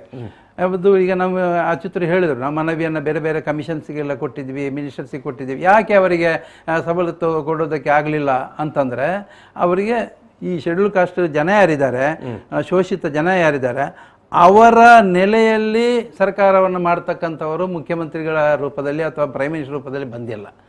ಯಾವಾಗ ನಾವು ರಾಜಕೀಯವಾಗಿ ಸಬಲರಾಗ್ತೀವಿ ಆವಾಗ ನಮಗೆ ಇದಕ್ಕೆ ಪರಿಹಾರವನ್ನು ಕಂಡುಕೊಳ್ಳೋದಕ್ಕೆ ಸಾಧ್ಯ ಅಂತ ಬಾಬಾ ಸಾಹೇಬ್ ಅಂಬೇಡ್ಕರ್ ಹೇಳ್ತಾ ಇದ್ದಾರೆ. ಏನು political power is the master key through which you can unlock all the doors of your progress. ನಮಗೆ ಸ್ವತಂತ್ರ ರಾಜಕೀಯ ಬರಬೇಕು ಅಂತ. ಈಗ ನಮ್ಮವರು ಬೇರೆ ಬೇರೆ ಪಕ್ಷಗಳು MLA ಆಗಿದ್ದಾರೆ, ಮಿನಿಸ್ಟರ್ಸ್ ಆಗಿದ್ದಾರೆ. It's of no use at all. ಅವರೊಂದು ಗೂಟಕ್ಕೆ ಕಟ್ಟಿದ ಹೋರಿಯೋ ದನದ ರೂಪದಲ್ಲಿದ್ದಾರೆ. ಅವರು ನಮಗೆ ನ್ಯಾಯ ಕೊಡಲಿಕ್ಕೆ ಸಾಧ್ಯ ಆಗಲ್ಲ. ಸೊ ಇಂಥ ಪರಿಸ್ಥಿತಿಯಲ್ಲಿ ನಾವಿದ್ದೀವಿ. ಈಗ ಮನ್ಸ ಸಮುದಾಯಕ್ಕೆ ಏನಾಗಬೇಕು ಮತ್ತು ಹೋರಾಟ ನಾವು ಹೋರಾಟವನ್ನು ಮುಂದುವರಿಸ್ತೀವಿ. ನಮಗೆ ನಮ್ಮ ಸ್ವಾಭಿಮಾನ ಬೇಕು, ನಮ್ಮದೇ ಆಗಿರ್ತ ಹಕ್ಕು ಅಧಿಕಾರಗಳು ಸಿಗಬೇಕು. ಬಾಬಾ ಸಾಹೇಬ್ ಡಾಕ್ಟರ್ ಅಂಬೇಡ್ಕರ್ ಹೇಳ್ತಾರೆ, ಯಾವ ಜನಾಂಗವು ತನ್ನ ಸಂಸ್ಕೃತಿ ಮತ್ತು ಇತಿಹಾಸವನ್ನ ಪರಂಪರೆ ಮರೀತದೋ ಆ ಜನಾಂಗ ತನ್ನೆಲ್ಲ ಹಕ್ಕು ಅಧಿಕಾರಗಳನ್ನು ಕಳ್ಕೊಳ್ತದೆ ಅಂತ. ಅದು ಮನುಷ್ಯರನ್ನು ಒಳಗೊಂಡು ಈ ದೇಶದಲ್ಲಿರ್ತಕ್ಕ ಎಲ್ಲ ಜಾತಿಗಳು ಕಳ್ಕೊಂಡಿದ್ದಾವೆ. ಹಾಗಾಗಿ ನಮ್ಮ ಹೋರಾಟವು ಅವರ ನೆಲೆಯಲ್ಲಿ ಹೋಗುತ್ತೆ. ನಾವು ಮನುಷ್ಯರು ಸ್ವಾಭಿಮಾನವನ್ನು ಗಳಿಸಬೇಕು ಅಥವಾ ನಮಗೆ ಸಮಾನವಾದ ಹಕ್ಕು ಅಧಿಕಾರಗಳು ಸಿಗಬೇಕು. ಹಾಗೆ ಸಿಗೋದರ ಮೂಲಕ ನಾವು ಉಳಿದವರಿಗೂ ಸಮಾನವಾದ ಹಕ್ಕು ಅಧಿಕಾರವನ್ನು ಸಿಗೋದಕ್ಕೆ ಏನು ಹೋರಾಟವನ್ನು ಮಾಡಬೇಕು ಅದಕ್ಕೆ ಮನುಷ್ಯರು ಸಿದ್ಧರಿದ್ದಾರೆ ಅಂತ ಈ ಸಂದರ್ಭದಲ್ಲಿ ಹೇಳೋದಕ್ಕೆ ಬಯಸ್ತಾ ಇದ್ದೇನೆ. ಎಸ್ ನಾನು ಮಾತುಕತೆಯನ್ನು ಮುಗಿಸ್ತಾ ಇದ್ದೇನೆ. ಅಚ್ಯುತರೇ ಅಥವಾ ವೆಂಕಣ್ಣವರು ಏನಾದರೂ ಹೇಳಿದ್ರೆ 30 ಸೆಕೆಂಡ್ ಒಳಗಡೆ ಏನಾದರೂ ನಿಮ್ಮ ಬೇಡಿಕೆ ಅಥವಾ ನಮ್ಮ ಮನವಿ ಅಂದರೆ ಅಷ್ಟೇ, DK ಅವರು ಹೇಳಿದಾಗೇನೆ ಮನ್ಸಾ ಜಾತಿಗೆ ಸಿಗುವಂತ ಒಂದು ಸವಲತ್ತುಗಳು ಆ ಜಾತಿಯ ಹೆಸರಲ್ಲಿ ಸಿಗುವಂತಾಗ್ಲಿ ಅಂತ ಹೇಳುವ ನಮ್ಮ ಹೋರಾಟ. ಆ ಜಾತಿಯ ಹೆಸರಲ್ಲಿ ಸಿಗುವಂತಾಗ್ಲಿ ಅಂತ ಹೇಳುವ, ಹಾಗೇನೆ ಸಮಾಜದಲ್ಲಿ ಸೌಹಾರ್ದ ಅಂತ ಯೂಸ್ ಮಾಡ್ಲಿಕ್ಕೆ ಬಳಸಿಕೊಳ್ಳಿಕ್ಕೆ ಏನು ತೊಂದರೆ ಇಲ್ಲ. ಡಿಗ್ನಿಫೈಡ್ ಕಾನೂನಿನ ಪ್ರಕಾರ ಅಥವಾ ಯಾವುದೇ ನೋಟಿಫಿಕೇಶನ್ ಪ್ರಕಾರ ಕೂಡ ಏನು ತೊಂದರೆ ಇಲ್ಲ. ಅದು ನಿಷೇಧಿತ ಪದನೇ ಅಲ್ಲ. ಹರಿಜನ ಗಿರಿಜನ ಅದು ನಿಷೇಧಿತ. Yes sir, thank you. ವೀಕ್ಷಕರೇ, ಅನೇಕ ವಿಚಾರಗಳನ್ನು ಇವತ್ತು ಈ ಒಂದು ಮಾತುಕತೆಯಲ್ಲಿ ಮನ್ಸ ಸಮುದಾಯಕ್ಕೆ ಸಂಬಂಧಪಟ್ಟ ಹಾಗೆ ಪರ್ಟಿಕ್ಯುಲರ್ಲಿ ಶೆಡ್ಯೂಲ್ಡ್ ಕಾಸ್ಟ್ ಪರಿಶಿಷ್ಟ ಜಾತಿಯ ಏನು 101 ಜಾತಿಗಳಿದ್ದಾವೆ. ಆ ಪಟ್ಟಿಯ ಒಳಗಡೆ ಏನೋ ಆಕಸ್ಮಿಕವಾಗಿ ಹಳೆಯ ಕಾಲದಲ್ಲಿ ಬಿಟ್ಟು ಹೋಗಿತ್ತು ಆ ಪಟ್ಟಿ ಒಳಗಡೆ ಮತ್ತೆ ಸೇರ್ಪಡೆ ಮಾಡಬೇಕು ಅನ್ನುವಂಥ ಒಂದು ಬೇಡಿಕೆ ಹೋರಾಟ ನಿರಂತರವಾಗಿ ನಡೀತಾ ಉಂಟು. ಅದನ್ನು ಆ ಹೋರಾಟವನ್ನು ಮತ್ತೆ ಕೂಡ ಮುಂದುವರಿಸ್ತಾರೆ. ಮತ್ತು ಈ ನಡುವೆ ಮನುಷ್ಯ ಸಮುದಾಯದವರು ತಮ್ಮ ಹೆಸರನ್ನು ಮನ್ಸ ಅಂತ ಗೌರವದಿಂದ ಬಳಸಿಕೊಳ್ಳಬೇಕು ಅನ್ನುವಂಥ ಆಶಯದ ಇವತ್ತಿನ ಮಾತುಕತೆ. ಒಂದು ಮಾತುಕತೆಯಲ್ಲಿ ಭಾಗಿಯಾದಂಥ ಡಿ.ಕೆ. ಅವರು ತುಳುನಾಡು ಮನ್ಸ ಸಮಾಜ ಸೇವಾ ಸಂಘದ ಗೌರವ ಅಧ್ಯಕ್ಷರವರಿಗೆ ಸಮಸ್ತ ವೀಕ್ಷಕರ ಪರವಾಗಿ ಪ್ರೀತಿಪೂರ್ವಕ ಧನ್ಯವಾದಗಳು ಸರ್. ಎಸ್, ಅದೇ ರೀತಿಯಾಗಿ ಅಚ್ಯುತ ಸಂಪಿಗೆ ಅವರು ಗೌರವ ಸಲಹೆಗಾರರು ತುಳುನಾಡು ಮನ್ಸ ಸಮಾಜ ಸೇವಾ ಸಂಘ ಸರ್, ಧನ್ಯವಾದಗಳು. ಅದೇ ರೀತಿ ವೆಂಕಣ್ಣ ಕೊಯ್ಯೂರವರು ತುಳುನಾಡು ಮನ್ಸ ಸಮಾಜ ಸೇವಾ ಸಂಘದ ಕೇಂದ್ರ ಸಮಿತಿಯ ಅಧ್ಯಕ್ಷರು ಸರ್, ಧನ್ಯವಾದಗಳು. ಎಸ್ ವೀಕ್ಷಕರೇ, ನಾನು ಈ ಒಂದು ಮಾತುಕತೆಯನ್ನು ಇಲ್ಲಿ ಸಮಾಪನ ಮಾಡ್ತಾ ಇದ್ದೇನೆ. ಧನ್ಯವಾದಗಳು. ಪ್ರಚಲಿತ ಈ ಕಾರ್ಯಕ್ರಮದ ಪ್ರಾಯೋಜಕರು father Muller's charitable trust, SDM college, Ujire.